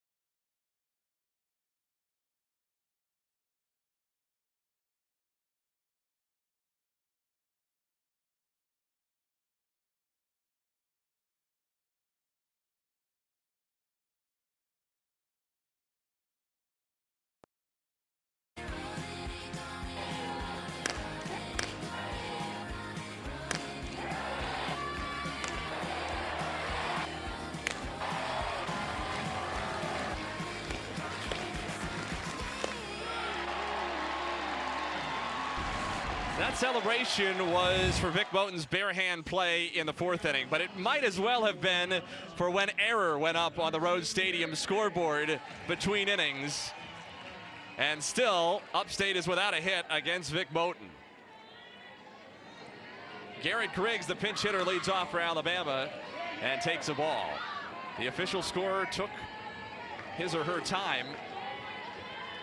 Couple of batters went by. We had to get into the inning break, and the official ruling is an error on that hard ground ball to third that Ambry Taylor couldn't glove cleanly.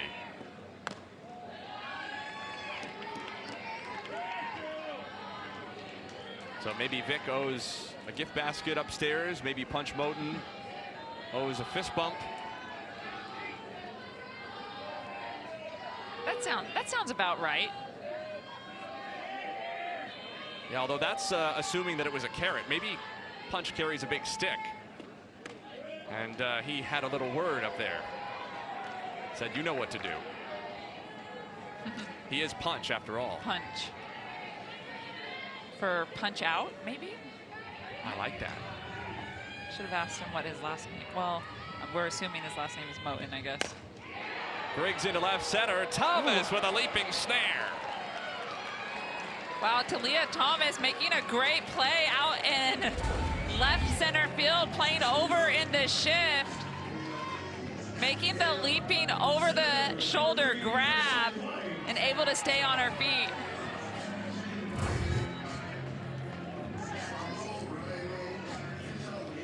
They have been just absolutely phenomenal defensively all week. That is all part of the reason how they got to this championship game, is their defense, creating so much momentum for them. Kristen White puts a lot of pressure on that defense. 1 for 2. 3 on the left side of the infield against her. They also swing the outfielders way over. Thomas in that left center gap, and that's basically where White hit it her last time, but right at Talia Thomas.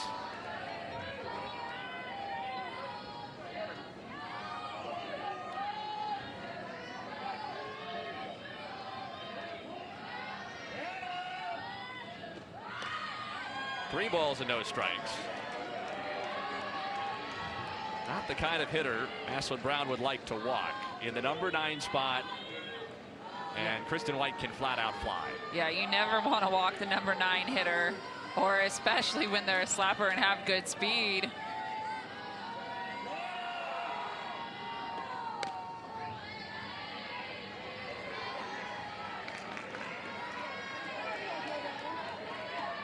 The bottom half of this order, in particular, Vandergriff in the 6th slot and White hitting 9th, have been big in this regional for Alabama. And that bodes well for the Tide in a potential meeting with LSU or Virginia Tech in a super regional next weekend here at Rhodes. One-out walk issued to White. Yeah, the offense, and when the bottom of the lineup is having some production down there, it means a lot. Really helps turn the lineup over, getting more at-bats, more views for everyone across the board. The more times you see a pitcher, the better you get. Jenna Young takes a pitch out for ball 1. 3 final scores so far around this regional Sunday. Florida and Georgia have punched their tickets to super regionals. Florida State got a 2-1 win in Tallahassee over UCF to force a decisive Game 7.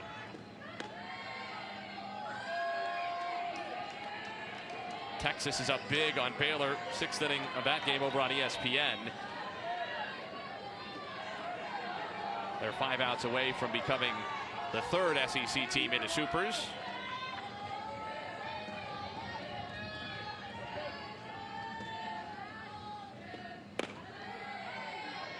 And in that Baton Rouge regional, it's a 2-1 lead for Virginia Tech over LSU in the 3rd, though the Bayou Bengals are threatening. If LSU wins that game, they will advance to supers. If Virginia Tech does, there will be a 7th game down in Louisiana. Yeah, Virginia Tech is a team that has gotten hot in the latter half of the season. They had an excellent showing in the ACC tournament, making it all the way to the ACC championship game. Ultimately falling to Florida State in the final. 2-2. Don't forget as well, after us here on SEC Network, Oklahoma trying to clinch a regional against Michigan.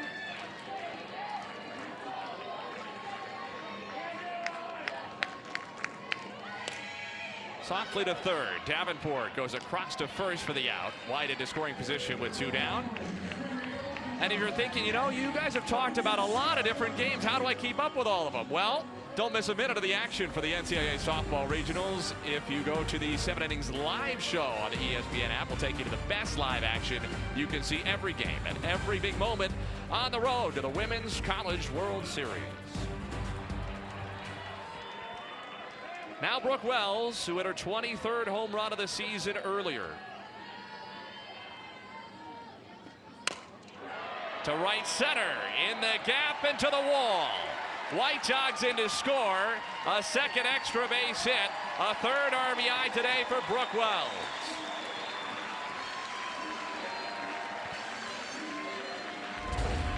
Well, Brooke Wells coming up, swinging first pitch on that outside pitch that just starts to hover over the middle of the plate, taking it deep into the right center gap, just about a foot short from clearing the wall.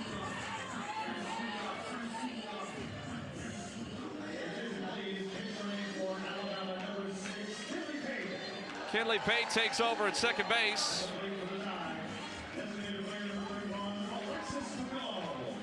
Alexis Papillo 0 for 3, rare for her. Ground out, a fly out, and a bounce back to the circle.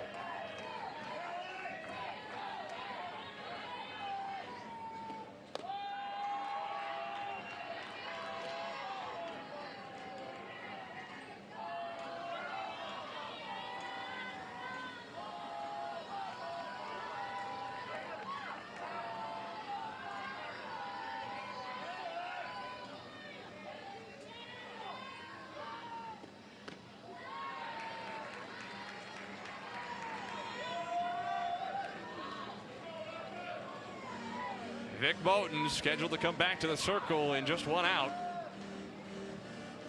Keeping cool on a hot day. After the error charge to Ambry Taylor, Upstate still does not have a hit through 5.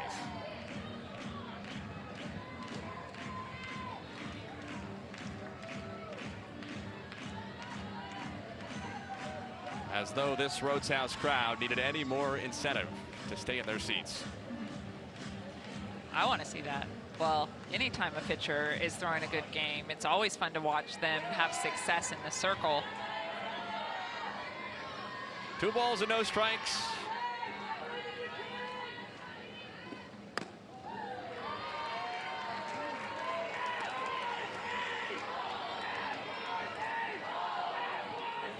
Papillo in her second season, her second postseason with Alabama. Spent her first 2 years at Northern Iowa, the alma mater of her head coach, Patrick Murphy.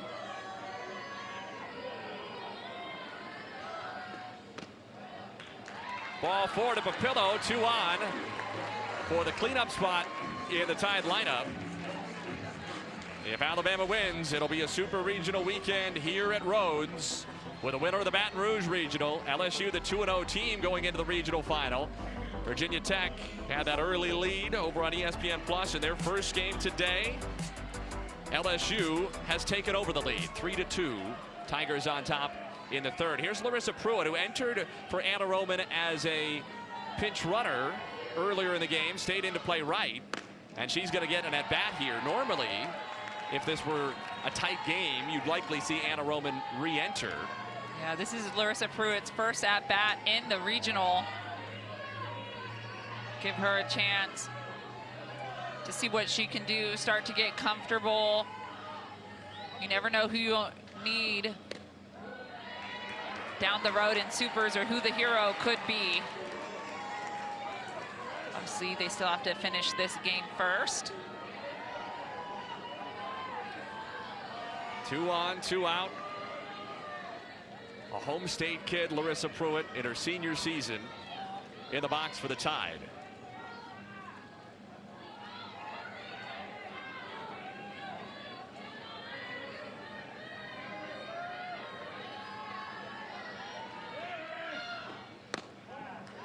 Pruitt was the Alabama Gatorade Player of the Year back in 2022 in high school. Set a state record as a junior when she stole 50 bases. Pretty impressive. What did she do for an encore? Shattered her own record, 86 steals as a senior. That'll earn you at the very least a pinch running spot for the Tide.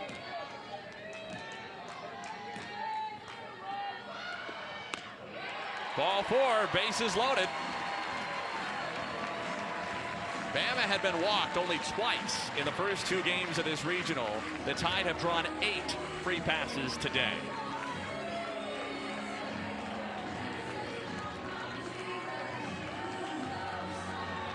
Yeah, with those free passes, they're showing a lot of discipline at the plate, waiting for good pitches, pitches that they know that they can drive. This has been a big adjustment that they've made off of Ashlyn Brown.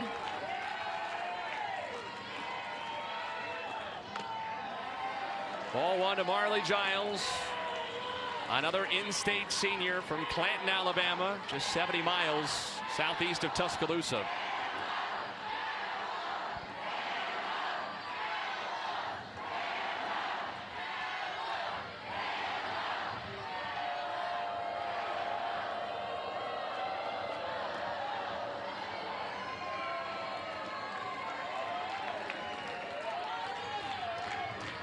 This crowd looking for one more big blow to extend the lead to run rule territory. Marley Giles had the first blow in each of the first 2 games of this regional for the Tide. Does she have the last one in her?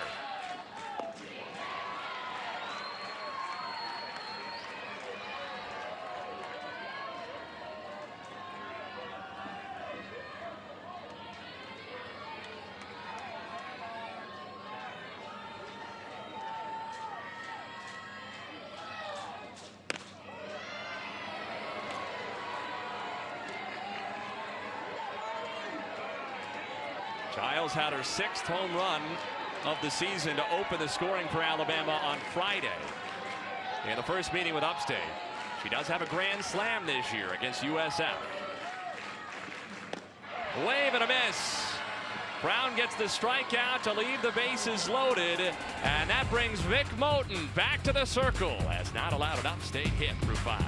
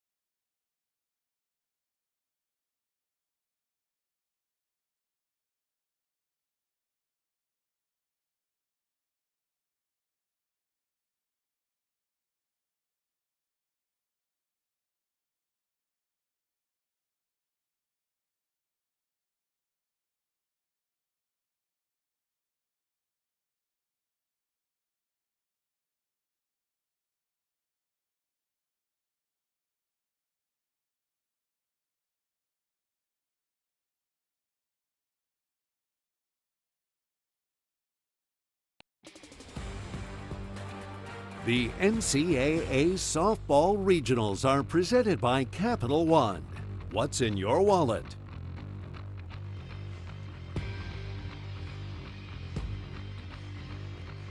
Vic Moten with 4 strikeouts.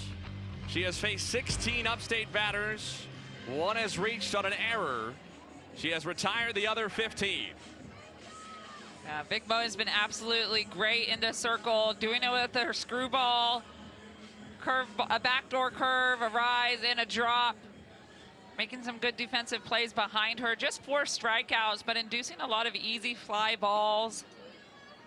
A few ground balls as well, that her defense has been so solid behind her. Speaking of that defense, Bama trying to maximize it. Lauren Johnson is in to play left field. Larissa Pruitt has stayed in the game in right field, and Abby Dukeshire enters at first in place of Brooke Wells. Upstate will have 8, 9, and 1. Bernal, Johnson, and Thomas scheduled.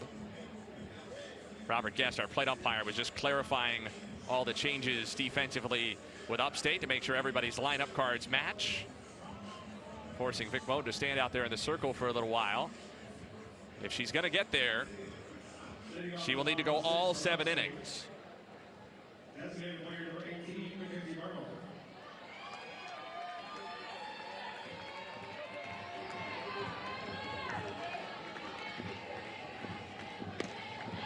Strike 1 to Mackenzie Bernal.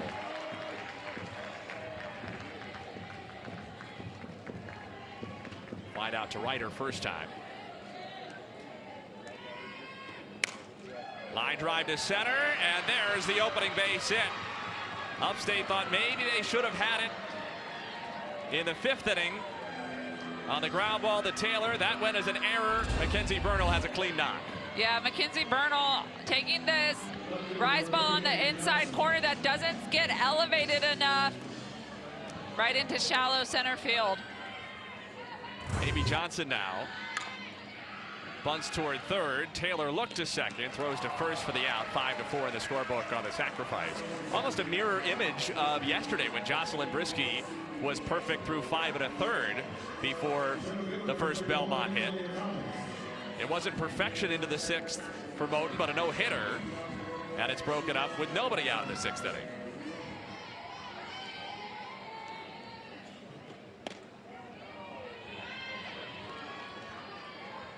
Maybe Vic Moten iced a little bit by the home plate umpire on that delay. She had to stand in the circle for a minute or 2 longer than normal. Yeah, that's definitely a thing.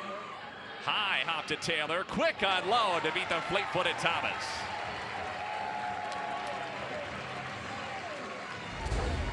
Well, Ambry Taylor making a great play. Look how high this ball bounces. It goes out of the screen, but a strong arm from Ambry Taylor making the strong throw across the field. That must be so painful as an infielder, watching the ball in the air, just saying, come down to me faster, please, faster. Yeah, you're like, hurry, hurry. Cursing Isaac Newton. Abby Polk will bat. Bernal at third, 2 down. That'll get over the screen, out of play. Upstate's 11th inning of offense against Alabama in this regional. Looking for a first run. I think our friend down there might have misplayed the foul ball. He got a little reaction from his friends here at Rhodes. Little check swing foul that caught a piece of Marley Giles. Let's check this out. Little check swing here. Ooh, looks like it got her right underneath the armpit there, right where the chest protector isn't. And a spot that really could only get hit with a foul ball in that scenario, where she's extending up for a pitch. 0-2.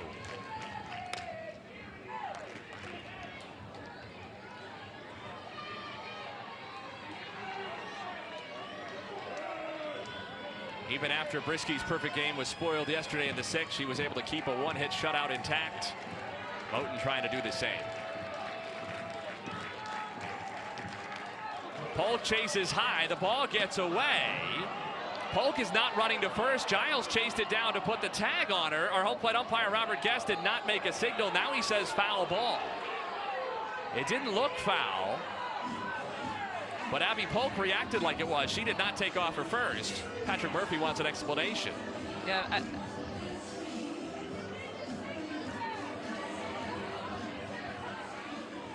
You'd imagine Alabama's second challenge might be imminent here.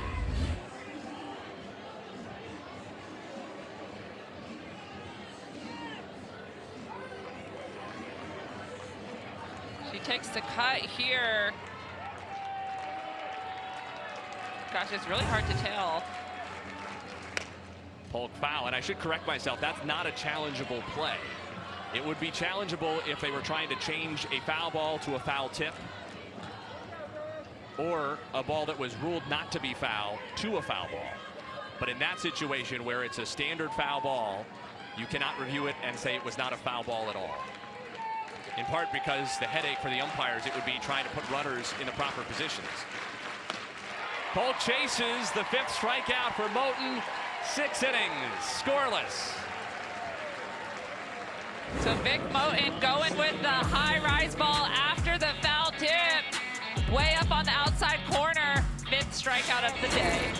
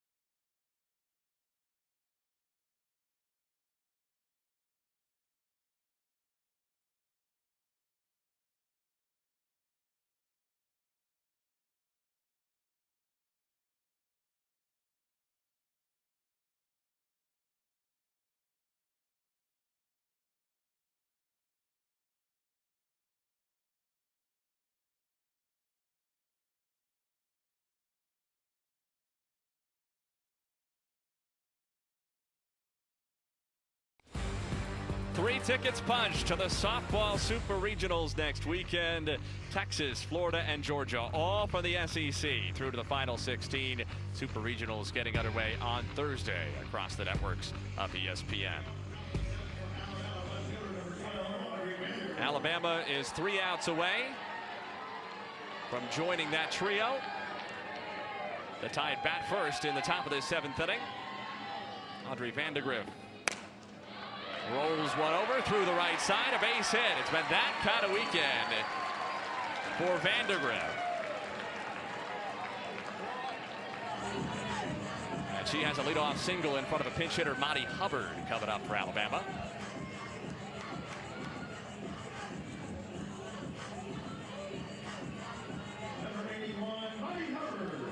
Hubbard got a chance earlier in this regional, pinch hit against Belmont. 0 for 1. Vandegrift now 3 out of 4 in the game with a homer. Her only out was a line out to second. Yes. Vandegrift is having an excellent regional tournament.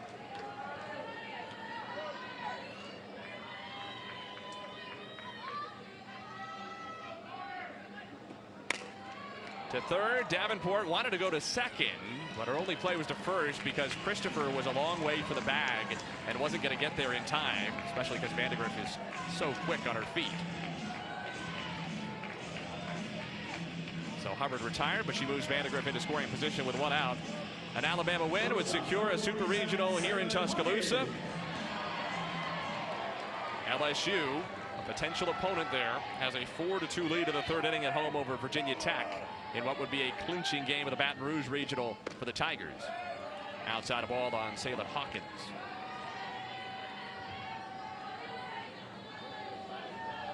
Arkansas leads 4-2 over South Florida in the 4th inning. Arkansas would also be clinching a Super Regional spot with that win.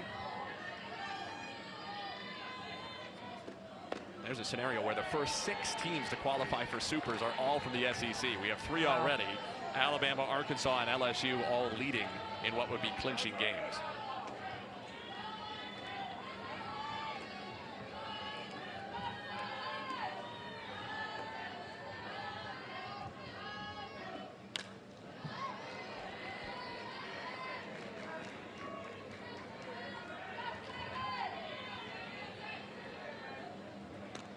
Tell you what, Ashlyn Brown has just found a way in this regional to pick up the outs that Upstate needs. Yeah, she doesn't have a lot of innings coming into this game, but she just kind of gets the job done this weekend for Upstate. She has a unique pitching motion.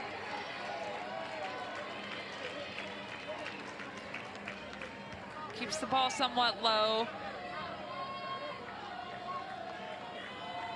4 1/3 innings of 1-run ball today. 9 1/3, just 2 runs in the regional.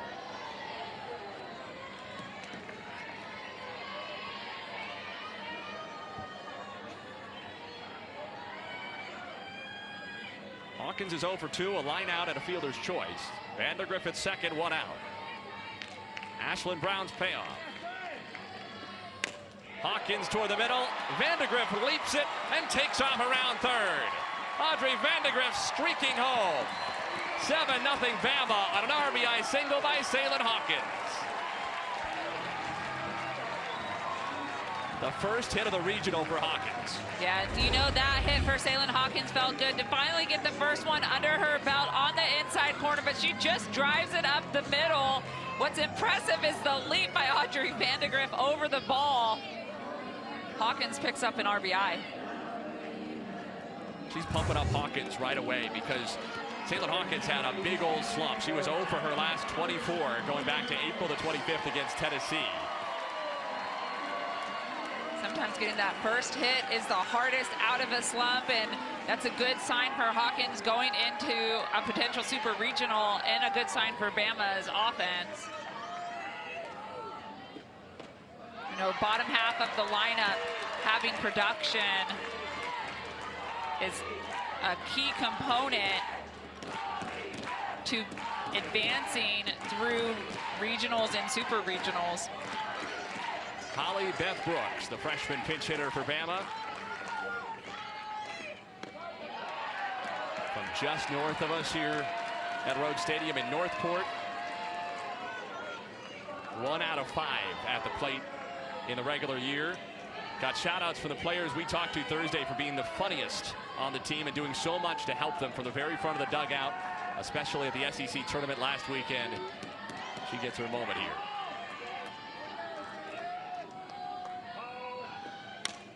Toward the middle, Polk off a hop, second for 1, and the slide by Hawkins takes out Christopher.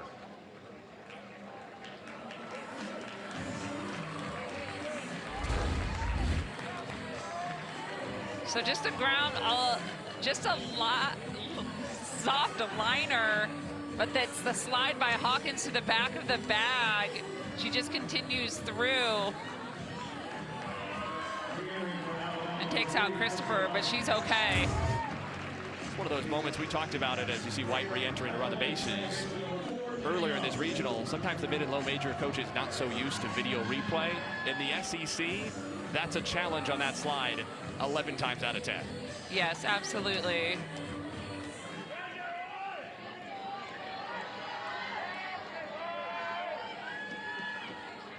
Top of the order, Jenna Young, pitch out on the first pitch. Upstate has not been shy about those at any point in this regional. No, they've almost thrown a pitch out every single first pitch that Alabama has had a runner on first base. I kind of like it. It's almost like a little bit of a power move saying, hey, we see you over there at first base.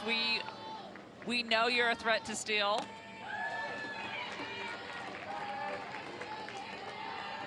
Saw it when they were facing the run-happy Southeastern Louisiana Lions as well yesterday. Catcher just saying, hey, I'm ready for you, and I'm not afraid to make a good throw. Lainey Jennings did have a throw out earlier in this game. A seed from her knees to get Larissa Pruitt down at second base. 3 balls, no strikes now on Jenna Young. Had the 2-run homer back in the third that opened it up, made it a 4-0 Bama lead. Brooke Wells followed her with back-to-back shots. Wells not scheduled to follow her here, it wouldn't appear. She was lifted defensively for Abby Dukeshire, who is in the on-deck circle rather than Wells. That doesn't look like Brooks preparing for an at-bat. Young again, out to right. A second home run for Jenna Young today.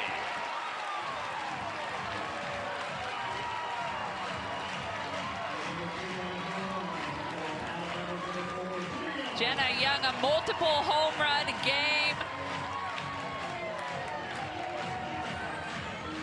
on 2 different pitchers. Seeing the ball deep, getting her foot down and powering through that backside.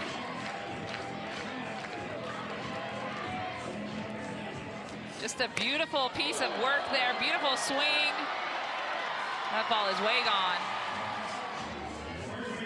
Jenna Young had just 4 home runs the entire season, and she hadn't hit one for 6 weeks. She has 2 in a span of 4 at-bats today. Abby Dukeshire welcomed to the plate by Duke from around the Rhodes Stadium crowd.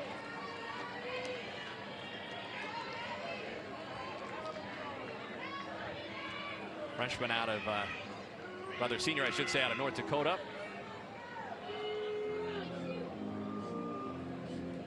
Unbelievably talented high school athlete. Abby Dukeshire out of Kindred High School. Started playing varsity basketball, not softball, varsity basketball for the Kindred Vikings as a 7th grader. Won 3 state titles in 6 years and scored more than 2,600 career points in her second best sport.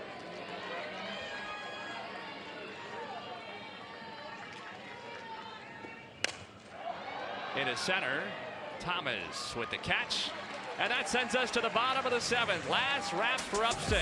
A 1-hit shutout on the line for Vic Moten at the time.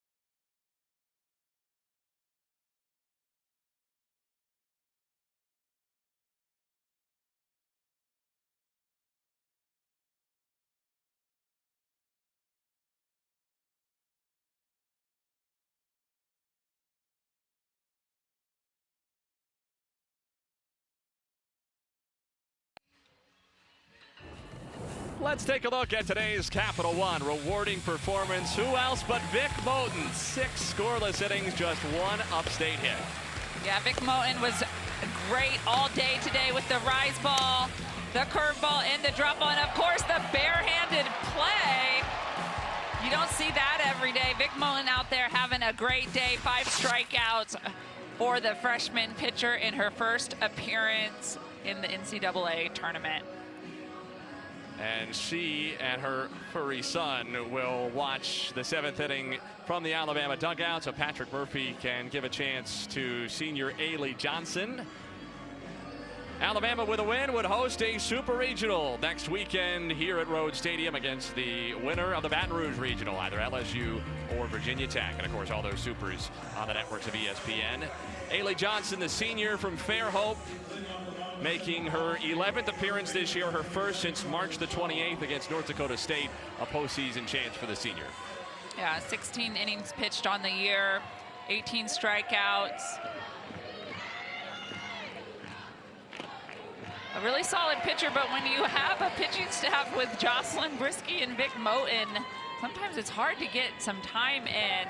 Ailey Johnson, a part of the staff here for Alabama. Good changeup, 0-2 on Carson Shaw.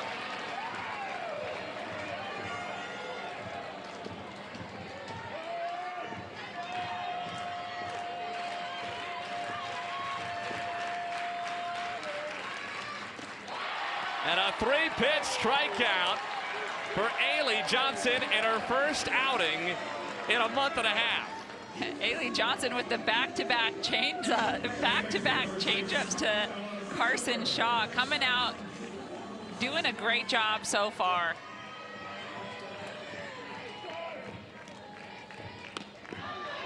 Ball 1 to Ella Christopher.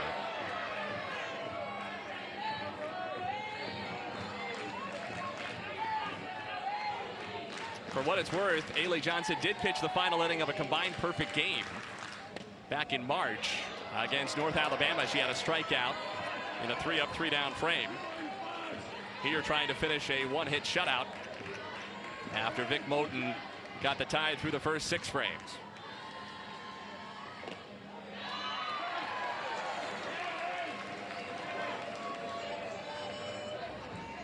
Nobody's left the Rhodes house. There's still half an inning left. Another beautiful changeup from Ailey Johnson.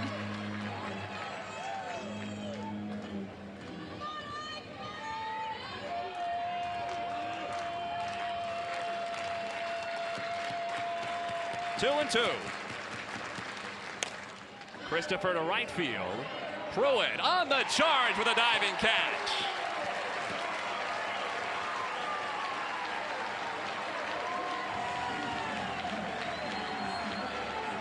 Alyssa Pruitt happy to have run that ball down. I think everyone excited that some of the players off the bench have been able to get a chance in this game. Alyssa Pruitt being one of them. Strike 1 to Sophia Kardatsky. Alabama an out away.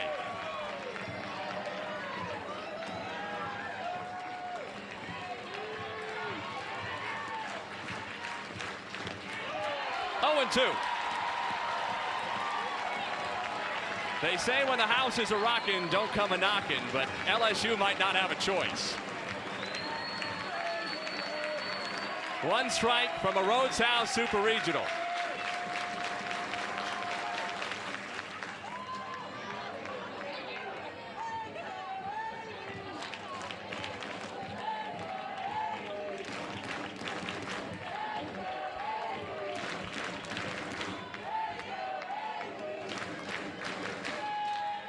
Let's go Ailey, they say, for the senior.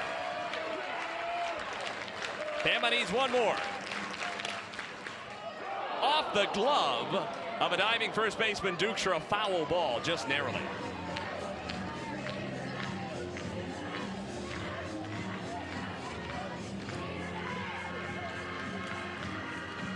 Bama's pitchers have not allowed a run the entire regional. Just 6 hits against the Tide. Looking to get the last out here. To shortstop, Hawkins. Pulled down by Dukeshire, and the Crimson Tide do it in dominating fashion. A Rhodes House Super Regional coming right up. Alabama was absolutely phenomenal all tournament long. Upstate, the sweethearts of the tournament, making it to the championship game, but Alabama Crimson Tide advancing to their 20th Super Regional in program history. That's the most all-time in Division I. The winner of the Baton Rouge Regional, LSU or Virginia Tech, will be waiting for Alabama at the Roadhouse next weekend. For my partner, Monica Abbott, our producer, Ryan Fulham, director, Michael Ireland, our entire crew here in Tuscaloosa, Nate Gatter saying so long. Alabama 9, Upstate nothing, the final.